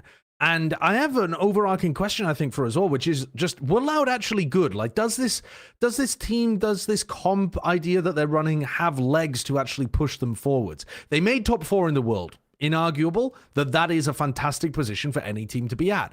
But they also only beat the Chinese teams, and they ended up getting kind of toasted by anyone that knew what they were coming up against in these games. The game against EG, to me, during kickoff really showed the fact that you can anti the hell out of this stuff. They came in playing Yoru on Ascent to try to mitigate that. Against PaperX, who don't run the Cypher, they tried to run the Phoenix again, and they still just kind of got blasted. So, Sean, starting with you, what were your big takeaways from the PaperX Loud game? You said that they antied them a lot.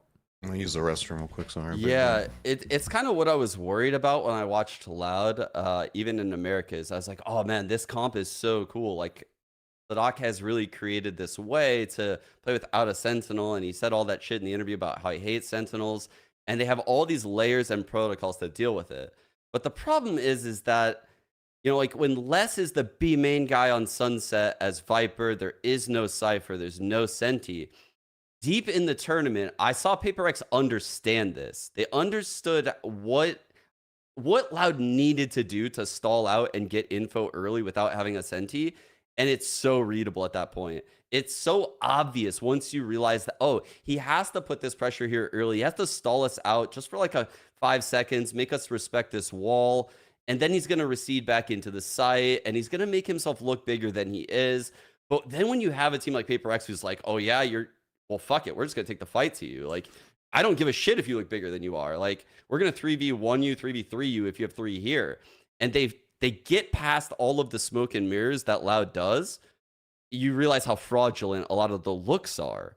And that's where I think like Loud, I expected them to have like a second gear, right? Where Sadak anticipates this and they adjust for it. And he's constantly like ahead of the anti-strat, but it didn't happen. And because it didn't happen, I think I'm very worried about this comp and the whole mindset of it, because great teams will be able to pick it apart and good teams will get shit on by it. Like, they will get false confidence from scrims where they're just running people over all day without any adaptations. But then when they go deep in tournaments and a team anti-strats, this will happen. This is what's going to happen. Yeah, it's just you want, as a coach, you want this. You would love to go against this team on Ascent when they're still locking in this comp. Like, it struggles at too many things. Like, it's one of those things, and I think they did great to actually get to this stage in terms of like top 4. I think that was good in terms of the comp. But when your Lotus is as bad as it is, so you have to like insta ban it just because of the no Sentinel, and then on Ascent when you can't get through choke points, when you can't actually, and you're relying on too much of just like essentially it is one-dimensional in terms of like the game plan.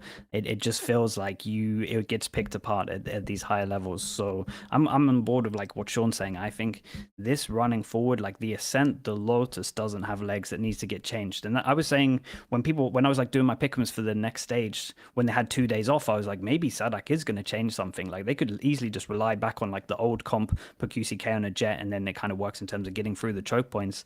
But then it never happened. It's like what Sean said, that it just feels like they have confidence in this Ascent, and I don't. Essentially, I just don't have it. I would love to play against this in a team. I think it's a free map. One of the things I think that people are reading into too is that Loud love grouping up on one side of the map and then just sticking to that side of the map for the entirety of their attack round. If they start with heavy A main pressure and they just have less, they don't even normally work B main on these rounds where they stack up like 4 players into A main, and they are only going to rotate away if you fully stop an exec from happening. And I think that just leads to situations where PaperX have, or any team that they play against, have tons of defenders on the site ready to try to fight against it. And I think in Sadak's head, it's like overwhelming amounts of attacking utility is just going to deal with that anyway. But I think teams are much more happy to go for the gamble on their defense side rather than just leaving a couple players over towards B, not doing anything in the middle of these rounds. So I will also... you go, Sean. So this is, I queued up Kurt to play a clip right now. Kurt, this is like, so this is Loud, right? Look at how they're set up at the start. Kurt, can you like pause at like the very start of the clip, right at the start? Go back even.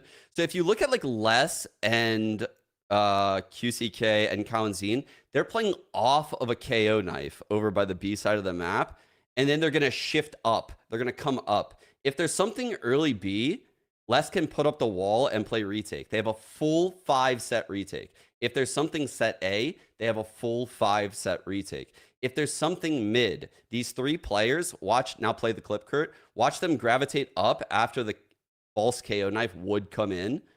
They start to, you see Les creep up, clear B main really quick. These 2 kind of progress up mid. They put up the wall. It's now a trap play for mid. So like they have layers for everything at the start of the round. Now the problem is like they have the B hit plan, the mid hit plan, the A hit plan, and they probably have like B split, A split. But deep in a tournament, if I fake a B hit and draw you into that retake, or if I fake a mid hit and I bait you into that mid crunch, you are fucked. You are actually fucked. And teams realize this like deep in tournaments that like if we do an A hit and just straight up play loud like this, they're going to shit on us. They have a set retake. And this is why like early on they 2-0'd Sentinels. But when Sentinels saw this, when you understand like on a deeper level, like, okay, we got to bait this util out and we can actually cause them to have fights that they don't even want. Like they're going to be like reeling off the back foot and they're going to have no idea what's going on. And we're going to be lurking out A main on B hits. We're going to be lurking up mid on B hits. It's way too much shit for the players on Loud to be aware of.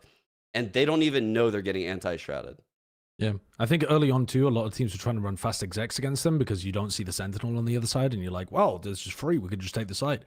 But the longer you make the rounds go, the more the lack of the info hurts that Loud defense, I think. And you get to punish them as they're constantly jiggling situations or jump peeking, and then you're walking up on them and getting the punish. It's the same as playing like against the Gen.G Breeze, right? It's the same thing where you just slow play and they can't always watch stuff. And the Sentinels sent fast A hits against exactly. the comp that you should be playing slow against, yeah. But you can understand, like I can understand the theory of it. It's like no Sentinel. It's like, well, they can't hold sites. So I kind of get the full process, but on paper there's better things to do. I will say, like in terms of positives for Loud, individually, like actually looking decent, especially Tui's needs like a big shout out. One of the best I've seen him play. And I think QCK, when I look at Icebox and actually put him on the jet, which I think will be the easiest fix for some of these maps when I'm thinking of Ascent if they don't have much time, actually looked really good, to be honest, QCK when he's on jet. So that gives me a lot of confidence for him as well. Dude, that Yoru performance though, fuck it. I never want to see him on Yoru again. Like, I love Yoru, but holy shit, man. Like, why did they do that? Yeah, it's because they were scared of their Ascent. You talk about the Ascent one, right?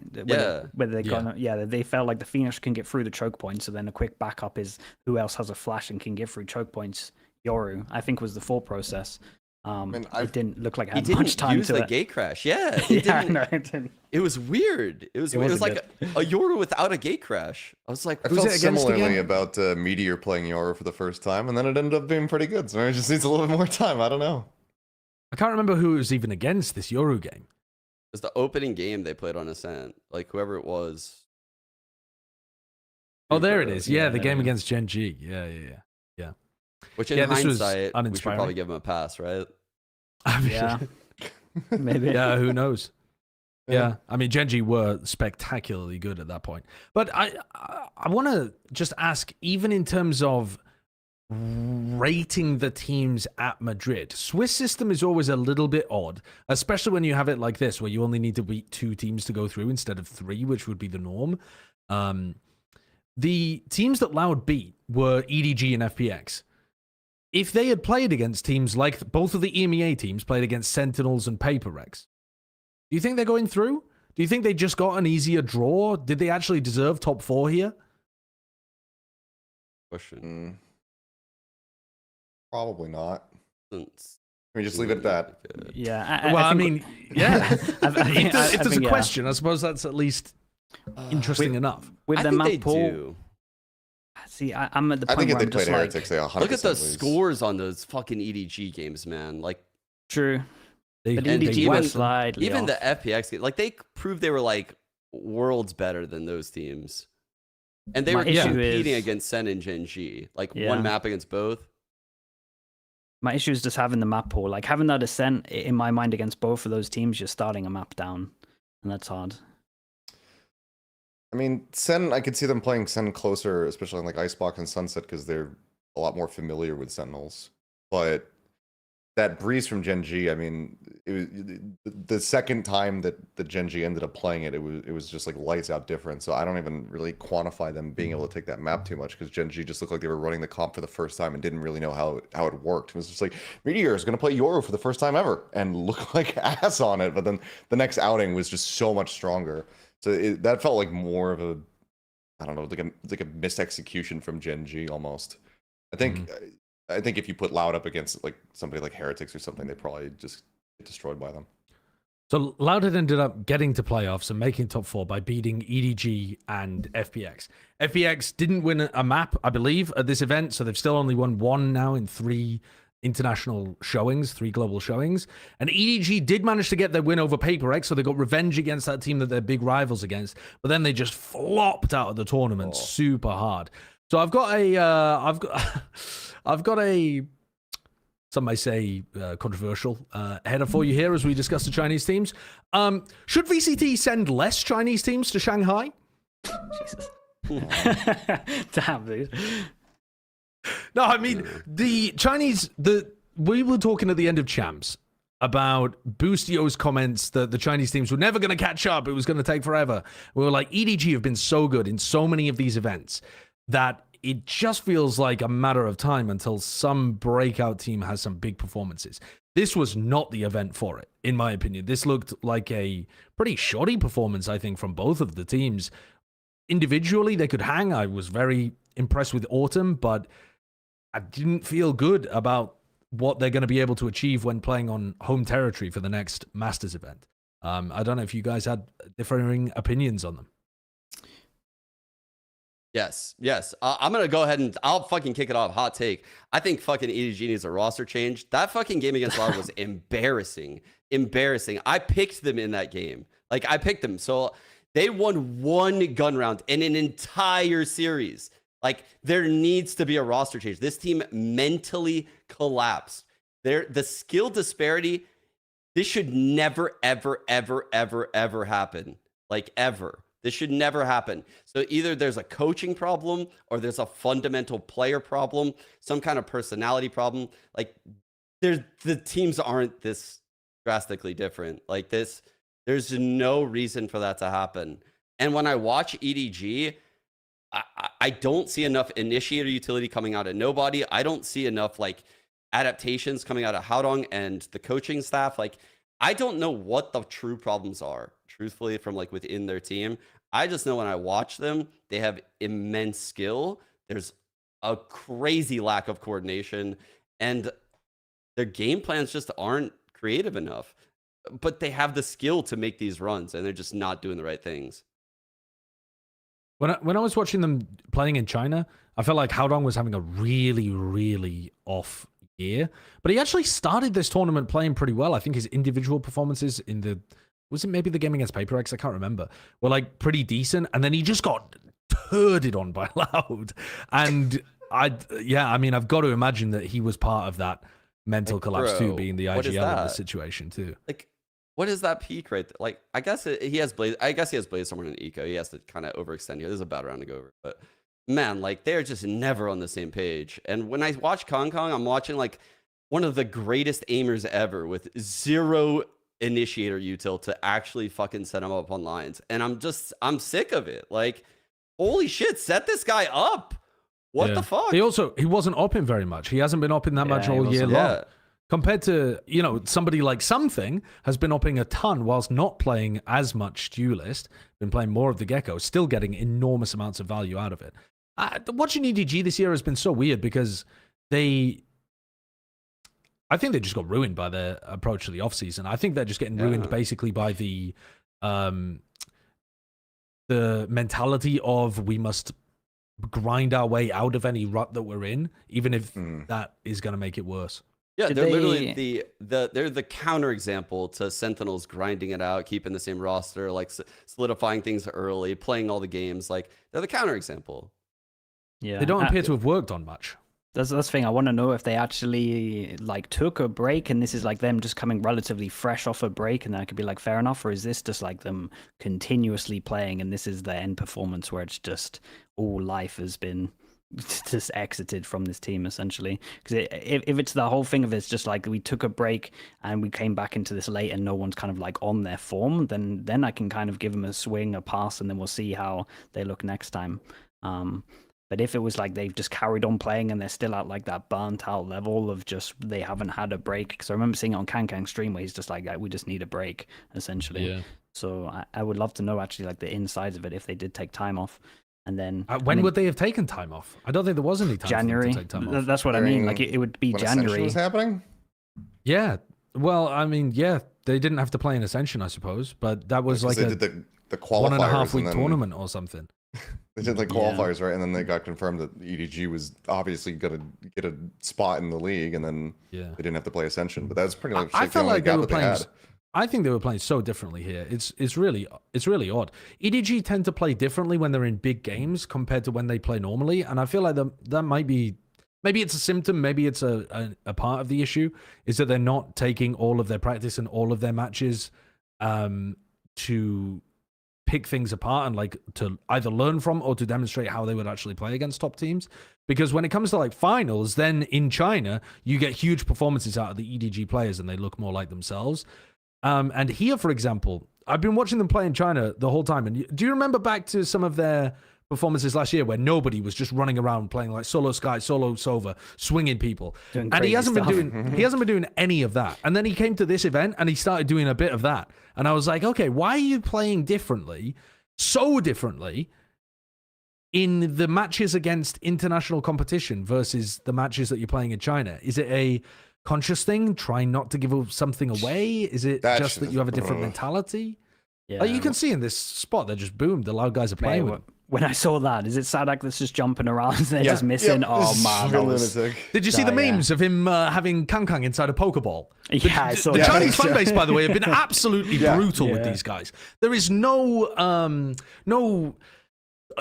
empathy or compassion given from what I can see, at least from the spiciest of the takes. They're like, yeah, these international teams walk us like a dog, swim home, like fucking outrageous.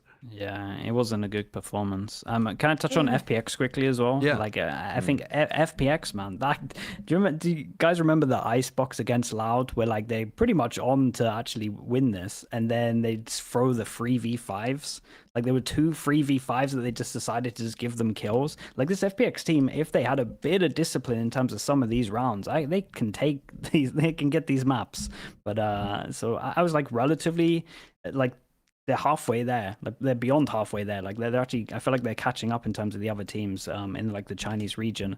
I just think there's a big wall of this discipline of man advantage. Like we need to just not peak right now, and they're just like, well, we're going out. They're here. never overcoming it, Sliggy. They are never overcoming it. This is a team that can't communicate in the same language. Their IGL's having to repeat most things twice. Their players are feasting in these rounds because they're having those individual moments, like when Life was playing Reyna and just running around peeking everybody.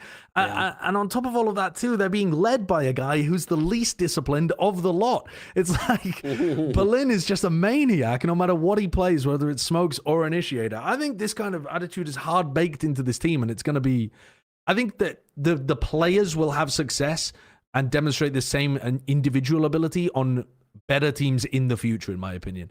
This like collection of them, I don't have faith, because they don't have enough discipline or great ideas to be able to upset the top teams, and that to me is their only win con with the way that they play right now. I think there's some good opportunities here for Sliggy and Sean to do some mercenary coaching, though. Yeah, the fucking getting Coach Potatoes out there. Yeah, exactly. Yeah. Dude, I actually was also kind of impressed by FPX and just the approach. I sent Kurt this clip on Breeze. What they did with the Yoru and Astra was so sick. Did you see this B exec, Sliggy? How they go into this nebula on the back on the left. Oh, okay, yeah. No, it's so sick. So they got some very stuff, cool, man. But it's also on the inside part right here. He TPs into it. He could flash out. There's a dart above him. It's so dope. And Yeah, then The yeah. problem with taking this it though, back Sean, home. is this is their main B exec. This isn't something like It's not cool quirky that at they all. bring out. This is Autumn's most normal pathing on the B Yeah. side. So I think that's like one of their issues is that they come up with cool ideas and they just I've seen them run that like 3 times already in China on their attack sides. Well, I saw them Yeah. run this one, the fake TP version, and then they also have one where they leave like a triangle at like the half wall, and like it's a little pocket for the Yoru to hide in. I've seen them try that. Yeah. I mean, they It's try, not like, weird terrible, shit. but They're, like their ideas, I think, are the best part of it. Their ideas and their individuals, and There's then not that many of them. dude, it just falls to pieces outside of that. It just falls to pieces. It feels like they're K-Corp without discipline. Essentially, like it's loads of ideas, and then like they'll just throw away rounds that they shouldn't have. Where K-Corp will kind of actually like utilize and win the rounds. Which EMEA team was it that threw the eco on Lotus? Like at the end. That of the was game? Common Core against That was- Sentinels. oh, yeah, that it was was. brutal. I think it was, 11-11? wasn't it? No, wait, Yeah. maybe that was Heretics. I No, might no, have no, it. it was K-Corp. The Yeah, 'cause one it was where Magnum's they call. where they just won a 1v3 before, right? Didn't Narrator win Yes. another 1v3 Yeah. over towards Yes. A, and then next round they force them to eco, they go over towards C, and they just send it in. So Bro, bad. what the? There's so many that's collapse Oh moments. man, that's This that's is the an early experience tournament. The There early are so tournament many game. of those rounds throughout Madrid where if things go a slightly different direction, they do actually send the it doesn't decide exactly who wins the entire thing, but it does change the path that different teams take pretty dramatically. Yeah. There was serious chances that KC or Heretics would have been able to make it past some of those teams and change possibly who made it to playoffs. That round is a great example again of the inexperience, and like going back to the Benji Fishy where they were like pumped, like Narrate wins a round that they shouldn't be winning 1v3. Benji doing crazy stuff that like probably shouldn't be happening, to be honest, in terms of like the 4Ks playing the same place twice, and then everyone just gets so pumped up they think they've won already, and then they just make little mistakes that are just so costly, and then you just feel even worse, and then you just go down that slope so fast. And that's I what think it it felt was like like- for both of these teams. Yeah, I think it was right at the end, actually. I think it was the second to last round or something, wasn't it? The K-Corp round is 11, Yeah. 11. Yeah, it was 11-11. It's utterly brutal. It's just horrendous. I kind of want to watch it again just because I'm a sycophant, honestly, Kurt. If you could, Yeah. because the round before that is the Narrate 1v3, and Which just Sentinels watching that is misplayed going to break my massively. heart all again. I was screaming at John and Saucy for double swinging tree on the tap with like 6 seconds left. All they had to do was just have one of them One run him send down. it. And I was like, bro, how did the 2 experienced players make that play? And then they go and lose the eco after. I was like, bro, KC are just, how the fuck were they gifted this from the gods? And they just, I don't think it bro. was round 11, Kurt. I think it was. it was When they're round- tied up 11. 11. round 23. Yeah, round 22 Yeah. though is the Narrate 1v3. That Yeah. I would like to while we're running this I want to ask you guys a general question. What do you think the quality of play was like at Madrid? Because there's some moments where I'm like, holy smokes, this is amazing. This doesn't feel like the beginning of the year. It feels like these teams have come in with so many good ideas and the form is super hot. And then there's other moments where you watch them back and you're like, there are so many slip-ups here that they can tighten up.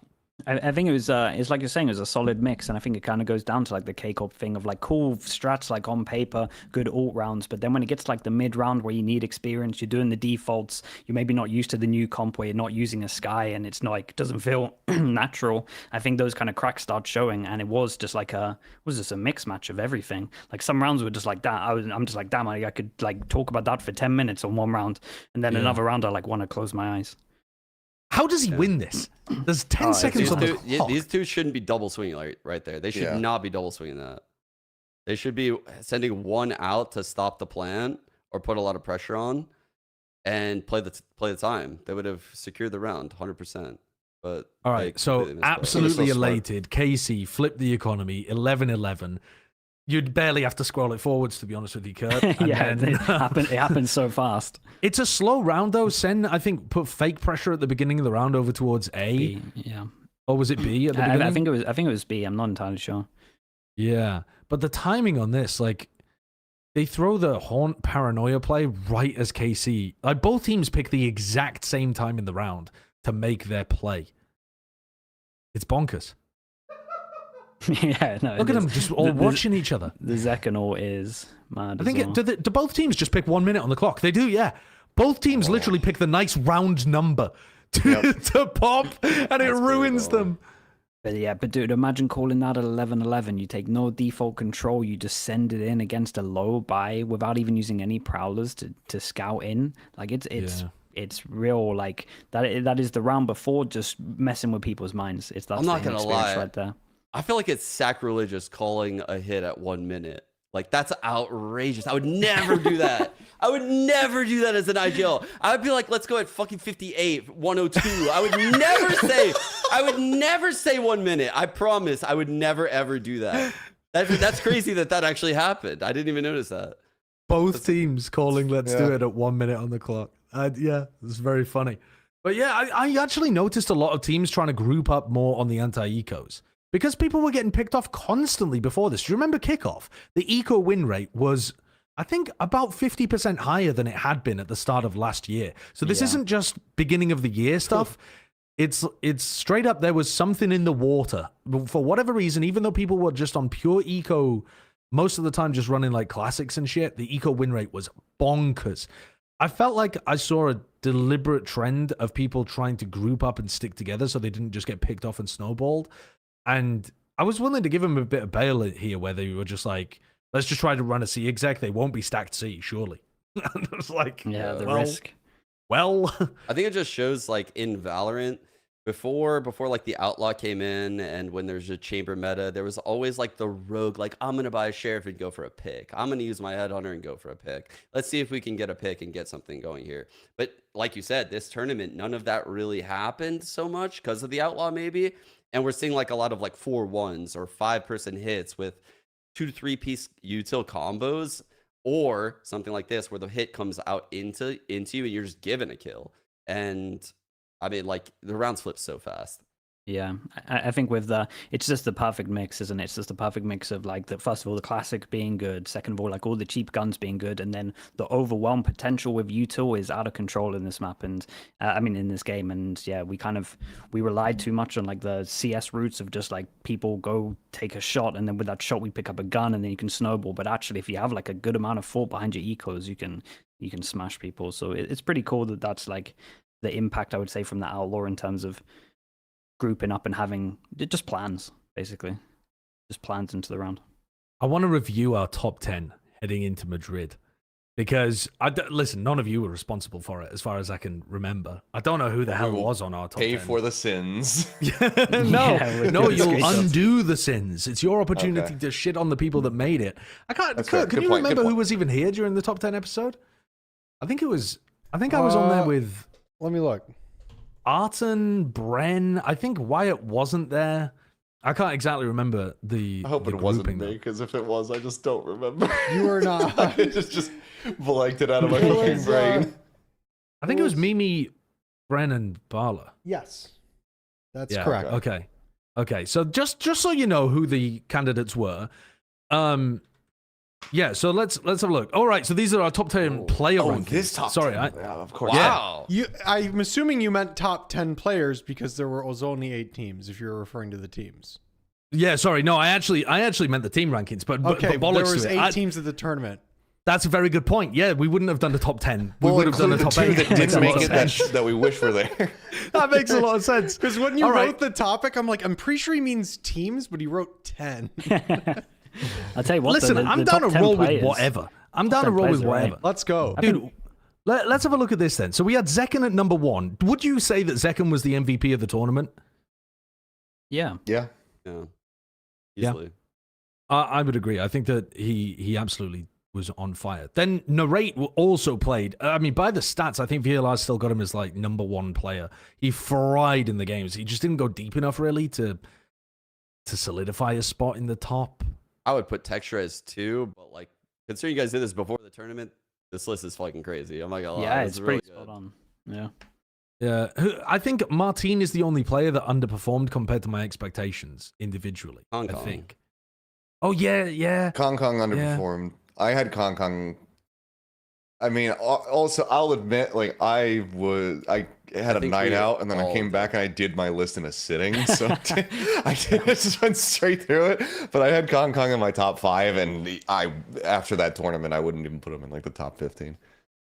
Meteor might have got underrated a little bit by this as well. I don't know many people that put Meteor high up on their list, but he apart from the final map, he was a very, very consistently good throughout the whole event and big part of the Gen.G firepower. And that's part of why I didn't have him on my top 10. He was on the outskirts of it because we were seeing him fizzling out a little bit in some of the matches during kickoff. Like he would have like they'd play three maps. On 2 of them, he was really good. Those are the ones that they won. And then on that other map, like he was a little bit absent. So I wasn't sure if he was going to have the consistency the whole way throughout series for me to like put him on that top 10. And you know, in hindsight, obviously, I absolutely should have because the guy was just frying. There's also only one player from PaperX here, which when you think about how PaperX performed, they were driven throughout most of the beginning of the tournament by Forsaken, I think. Yeah. Forsaken was unreal at the beginning of the tournament. And then he was still really good towards the end. It's just that something of Monya woke up. I don't know how many people you could reasonably justify putting in the top 10 from that team, but Alex had a quote where he said, I don't think we're playing very good Valorant right now. We're just getting carried by individual skill. And I was thinking back to all the moments of the PaperX players pulling out aces and 4Ks repeatedly, especially Forsaken on Split. I was like, yeah, you know what? You might have a point there, actually. Forsaken was another one that had a rough kickoff. As far as just like the PaperX players, the way that I rated them coming into this was I rated Devi and Mindfreak within my top 10, and then the rest were just not quite able to make it. I thought that Mindfreak and Devi had a lot of bailout moments, and everybody else was really having their struggles. Probably the opposite of how they performed in Madrid. Yeah, pretty much. I mean, Mindfreak had a bit of a slow start, but then started showing up again, which is good. Yeah. All right. Kurt has done the on-the-fly prepping of the team rankings as well. And this is the one where I really want to get sunk into it because I think that there's actually quite a bit of debate to be had here in terms of how teams performed. So this I forgot we did this. Okay, that looks so stupid. But yeah, we couldn't decide between Carmen Core and Sentinels. I can't remember if we even ended up breaking the tie later on. But obviously KC did not perform like a top 1 team. Do you think they can perform like a top 1 team? Do you think this ever was a reasonable expectation for a team that had so little experience? I think in terms of what we saw, I'm on board with this. I think we didn't have enough footage to kind of get the concerns that me and Sean were talking about earlier, where it was like we watched a lot of games and you can see the similarities and just not enough like mid-rounding and defaulting. So from what the actual footage was out there, I kind of get this, to be honest, in terms of K-Corp looking this good. They looked great. Like they were kind of dominating, especially if we actually factor in Martin like looking like one of the heaviest fraggers. I don't think this is too outrageous at all. I will say that I got hard outvoted when we were doing this. I wanted to swap Gen.G and Loud around, but I can't remember who it was. They absolutely bodied me in that. I was like, it was probably Bala. I got debate lauded, and they the three-way tie. It was probably Bala. But I remember messaging you during this episode, and I offered $100 for charity of your choice if you could successfully argue Gen.G to the #1 spot. I know. And I should have taken it. I would have looked like such a bloody genius. Run with it. I would have looked like such a fucking genius, actually, as well. But if we were to redo, let's take a look at it first. What's the most egregious thing on there in terms of how the tournament actually played out? It's got to be PaperX in 7th, isn't it? Yeah, PaperX. Or maybe Gen.G. Yeah, both. Some combination of both. The Pacific slander. Pacific. Who would have thought?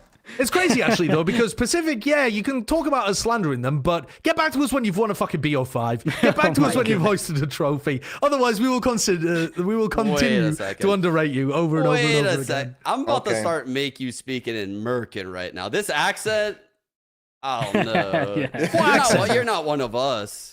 What are you talking about? EMEA. No, you're EMEA still tied for #1 amount of trophies, Sean.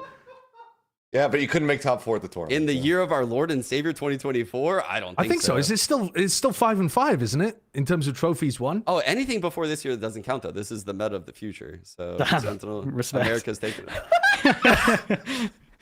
Just rewriting history for it to start from whenever you want. Actually, the most American thing you could think of. I'm amazed that Americans didn't try to redo the calendar so that year 0 was when they founded the Constitution or something.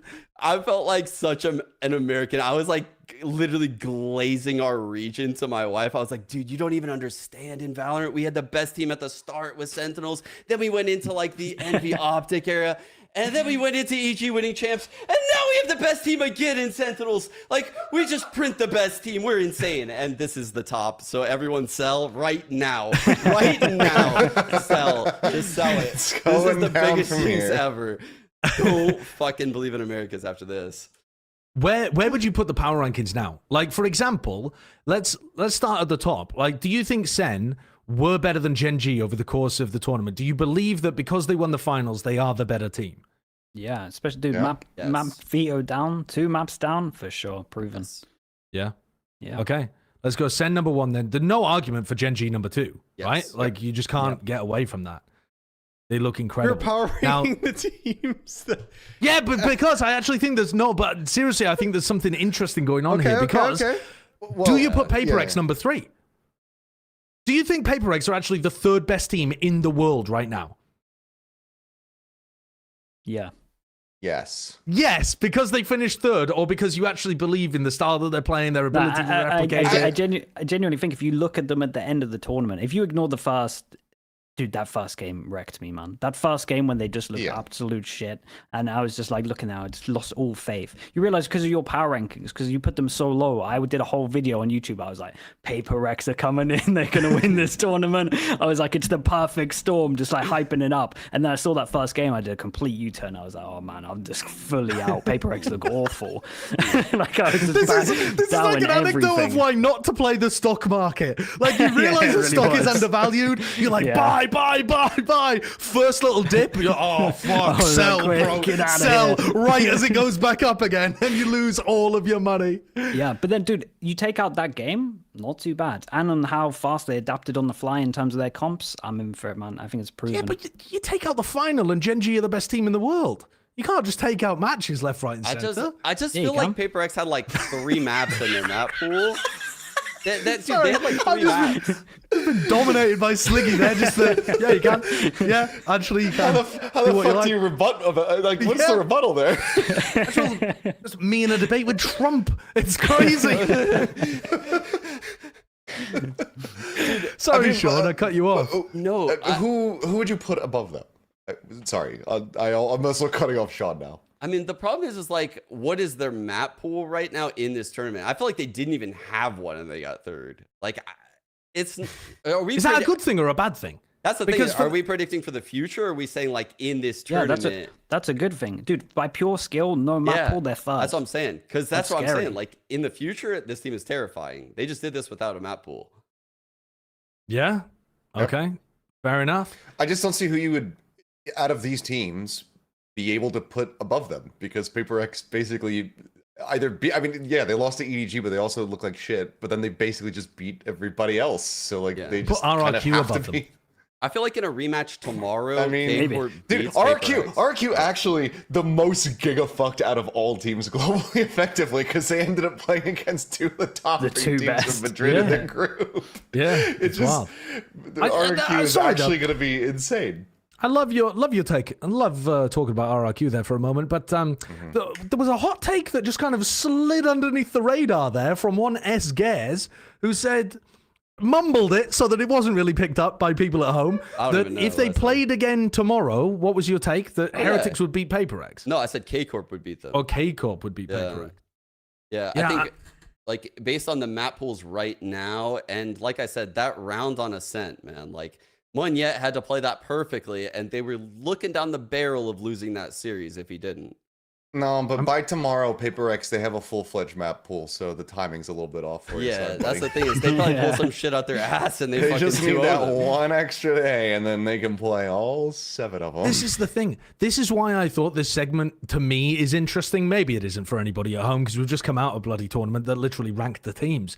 But for me, I'm unwilling to let go of my EMEA cope. I just can't get rid of it. I'm thinking about the fact that Loud only beat the Chinese teams to be able to make it to playoffs, and I'm thinking about how well Heretics played in their games against Sen, who won the entire thing, and K-Corp also performing less well than I would expect from them. I didn't think they were in form, but again, like, you run it back in another tournament where they've got the experience.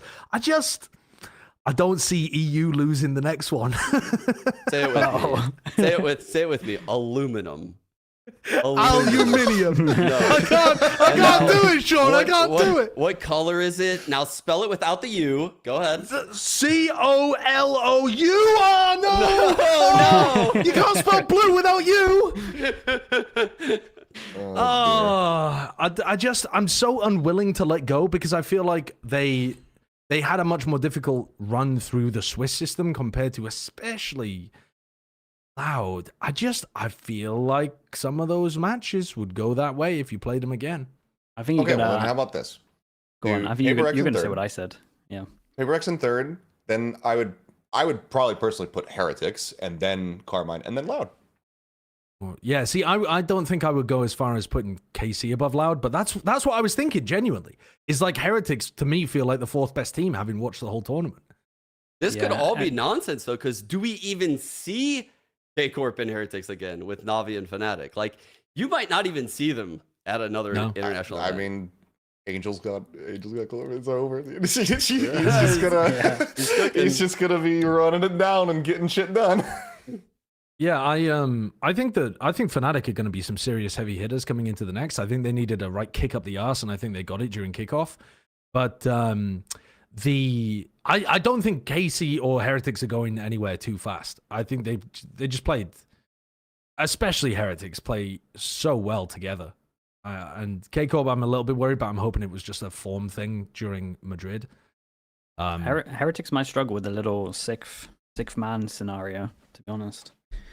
I mean, that might be a lot. But I agree in terms of like potential. I would kind of say that PaperX would be third, and then Loud, Heretics, and K-Corp are all fourth in terms of like it's a big mix-up. You could argue either way, I would say. Like, meanwhile, EDG, who you have to rate towards the bottom, beat PaperX at the beginning of the tournament. Yeah, but I'm just writing that off because PaperX looked terrible. We forget about that game, though. Do you remember us talking about this? We write that game off. It never happened. Just scrub it out.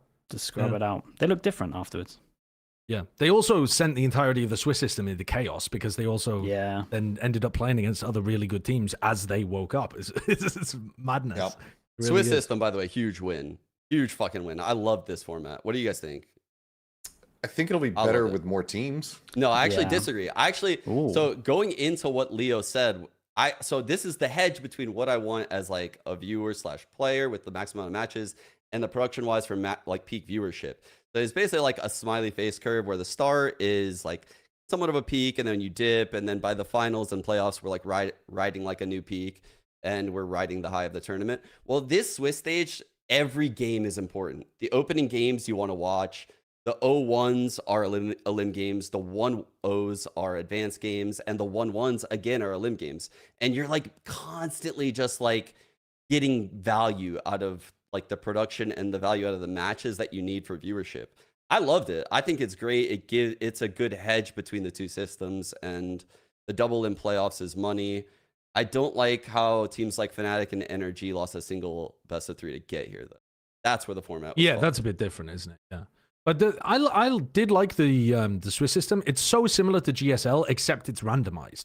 So it's like it's a GSL, except you don't know who's playing in your group, and you can't get rematches, which I think are all pretty cool. The rematch element of GSL can sometimes be really fun, but I think that's mostly for like the nerds who care about, they're much better in the rematch. Look at this anti-strat, etc. Like literally us. Everybody else really doesn't care as much about that kind of stuff. They just want more variety in terms of how the Swiss system was operated. And I think it was fun to see the draws at the end of the day and see, I don't know, the variety of matches, and Kaplan getting angry at having to be brought back in on the early morning slot. I think you get hard done as well when you feel like when you lost to the same team in a tournament like that you kind of feel hard done as well. So it does avoid that. I think the no rematch thing is pretty strong early on. I liked it, to be honest. I always like the actual just making a thing out of the picking of the teams. I think it's fun to watch for the broadcast as well. Like people care about that. I mean, honestly, the average viewer probably cares more about that than the like map veto. So the show should kind of lean into that a little bit. I mean, people loved it when they decided to do it for Worlds last year, but they, for whatever reason, just made it non-double elimination when it got to the playoffs, and that was the most frustrating aspect of it. And it made for a very one-sided final. But yeah, I mean, as soon as I heard that they were doing Swiss, and my first question was, is it double elimination? Because it needs to be. And they said, yes, it is. And I was like, all right, excellent. Then I'm on board. But I still think, I mean, is Swiss made better with more teams? Not necessarily. I just want to see more teams at the event. I think it's just a lot more fun to see like the different matchups that you could potentially get, having 3 teams from each region, and then 4 and so on and so forth, like that kind of thing. I think it's just going to be better as time goes on if they decide to stick with it. Yeah, I think you and I, like diehards for the game, of course we want that, right? Like, but I don't know. There's something about like in a Swiss stage, the 0-1 team playing the 0-1 team, coming from Counter-Strike, like that game is just so bad. Like half the time, those teams are just shit. Like the 0-2 team playing the 0-2 team, like no one's watching that shit. Like people say they are, but truthfully, those games don't get any viewership. Like they're lying. But is that not just more a CS thing of like underdogs rarely win? Where in this game you actually have more of a chance as an underdog in terms of just like one and done comps working. The way math works, though, like I just think like the 0-2 teams are just statistically not going to be as good as the 2-0 in a drawn out Swiss stage, and that game is going to be shitty. There's going to be a lot of errors. There's going to be lesser known teams most likely, and yeah, I don't know. I like this. Every day there was 2 best of 3s this tournament, and every day we didn't have 4 maps played. It was 5 or 6 every single day. Sick. It was fucking But that's also sick. because it's the top 8 teams in the world rather than the top 12 or top 16. It's going to be 12 for Shanghai, 16 for champs. So either way, you're going to get more bad teams at the events for the futures. I'm just interested to see whether they send people through to playoffs in the future, guaranteed. They might send the top 4 through to playoffs in Shanghai and then have a 8-team group stage again. Maybe they would do the same for champs, although I would expect them to put all 16 teams into groups as they've done before. I kind of hate that, but I guess you do have to reward the regions at that point for like their work at home. It's a little bit different than like just one intro tournament. But also with that, Sean, like coming 4th, right? You qualify through points. That could potentially be like if Sentinels take their foot off the pedal, so they wing Shanghai as well.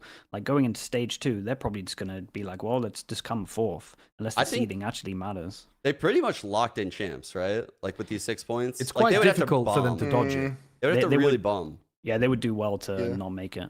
The only way I tried to figure it out, so they would have to bomb so much so that they get less points than 2 teams. 2 teams, so similar to like what America's was like last year with like Loud and Cloud9. It would have to look like that while Sentinels are simultaneously bombing. And I don't know. It's just like not possible, right? Like 6-point lead. Yeah, or it's something like there's a ridiculous amount of upsets happening in stage 2 where all of the bad teams qualify above them. So there's like another team that outdoes them on points, but then both of those get upset by 3 newcomers. It's just so unlikely that those situations occur that, generally speaking, Sen are pretty set, I think. Yeah. I mean, you get a point for every game. Yeah, you get a point for every game in the regular season. I just can't see them going like winless. They're going to get some points. They should be fine. Yeah. They should be fine. And that gives them more room to experiment, actually, in the upcoming stages, which is pretty important, especially when you have stuff like Clove coming in, right? They actually have the room to be able to experiment with Clove, whereas other teams might not. Create the craziest ads we've ever seen. Like they have so much time. Yeah, it could actually be a thing. I'd be tempted if I was them, because Clove comes out stage 2, right? So they could like fully embrace it and just tank like stage 1 essentially, and just be like, well, they're playing 100 Thieves, right? They could essentially just use all their own stuff. Stage 2. It comes out second week of stage 1. Right, yeah. Right, so you could tank your first week, and then you could, or just use your old strats, and then you could lean into it a little bit. Maybe that would work. And then you have the advantage of everyone's pracking against normal comps, and all the other teams are just playing like normal comps, and then you play against something that's brand new, and everything looks a little bit better for like that 2-week period where everyone's using it for the first time and no one knows how to play against it. Yeah, it's like they could do that. I got a question that someone gave me. How long of a break are you giving these Sentinels players after they win Madrid? 2 weeks till the regular season starts. They already are 6 points in the lead. How much of a break are you giving them knowing what's coming? Because what's coming is fucking hell. Yeah, what's coming is hell. I probably, man, I take my foot off. I think I accept the Shanghai. I get to playoffs, get the points, and then accept that Shanghai. Like if we qualified Shanghai, that's cool. If not, I would actually probably full use the same strats the whole way through, and if people anti us, then fair play, and then just really cook while everyone goes to Shanghai. I'm definitely you at guys start minimum way later, giving man. the players like a minimum week break right now to stream Yeah. and like take their foot off the gas and just mental decompress. And we're probably losing against 100 Thieves. Like Yeah, no, mentally I in think my that'll head, we've happen. already lost. I think That's- that's the I best feel approach. like That's that such- team though isn't gonna do that. I feel like Sorry, that that's such they want to keep hope for 100 Thieves fans, the way that you've laid that out. But also now, if 100 Thieves fans see their team losing to a Sen that they think has taken their Oh, foot it's off so the gas, bad. they're going to be pissed. man. It's so They're going to be bad. pissed. If 100 Thieves lose this game, it's like all the players need to hide. They need to like avoid eye contact with Nade Shot, bro. Like I don't know, they need to fucking run. Like this would be a bad loss in my eyes because Sentinels have no reason to sweat, change comps. Like they have no reason to do any of that shit. They don't care about this game at all, other than just the clout of it. Yeah, the match of the century, as Finesse branded it last year when it happened. All right, but that's a topic for another episode. I think this about wraps up episode 171. We've got one important segment before we leave you all this week. He's not here, but he still has to deliver his weekly award. So Wyatt, This trophy before. Wyatt's weekly award. But who's getting it this time?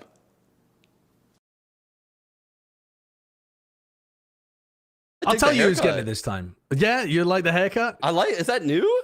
No, Or is that's that- mad that's old. old. That's That's crazy. very, very old. Oh, I now. thought I was like, oh, White got a haircut. What the fuck is this? It's like 2021 or 2022. Yeah, that's from a lifetime ago, man. The winner this week is a player that I think was the MVP of the tournament. I think he was spectacular. Yes, he got shut down in the upper bracket final, but he bounced back with an outrageous game, basically for the rest of the tournament, actually, through the lower bracket final and in the grand finals. A lot of talk about him potentially being the best player in the world, and I think that this was a fantastic opener to his case throughout 2024. It's Zekken. Zekken, the winner of the Wyatt Weekly Award, a fucking rock star out there. He just popped the fuck off. And what is a purple gun buddy?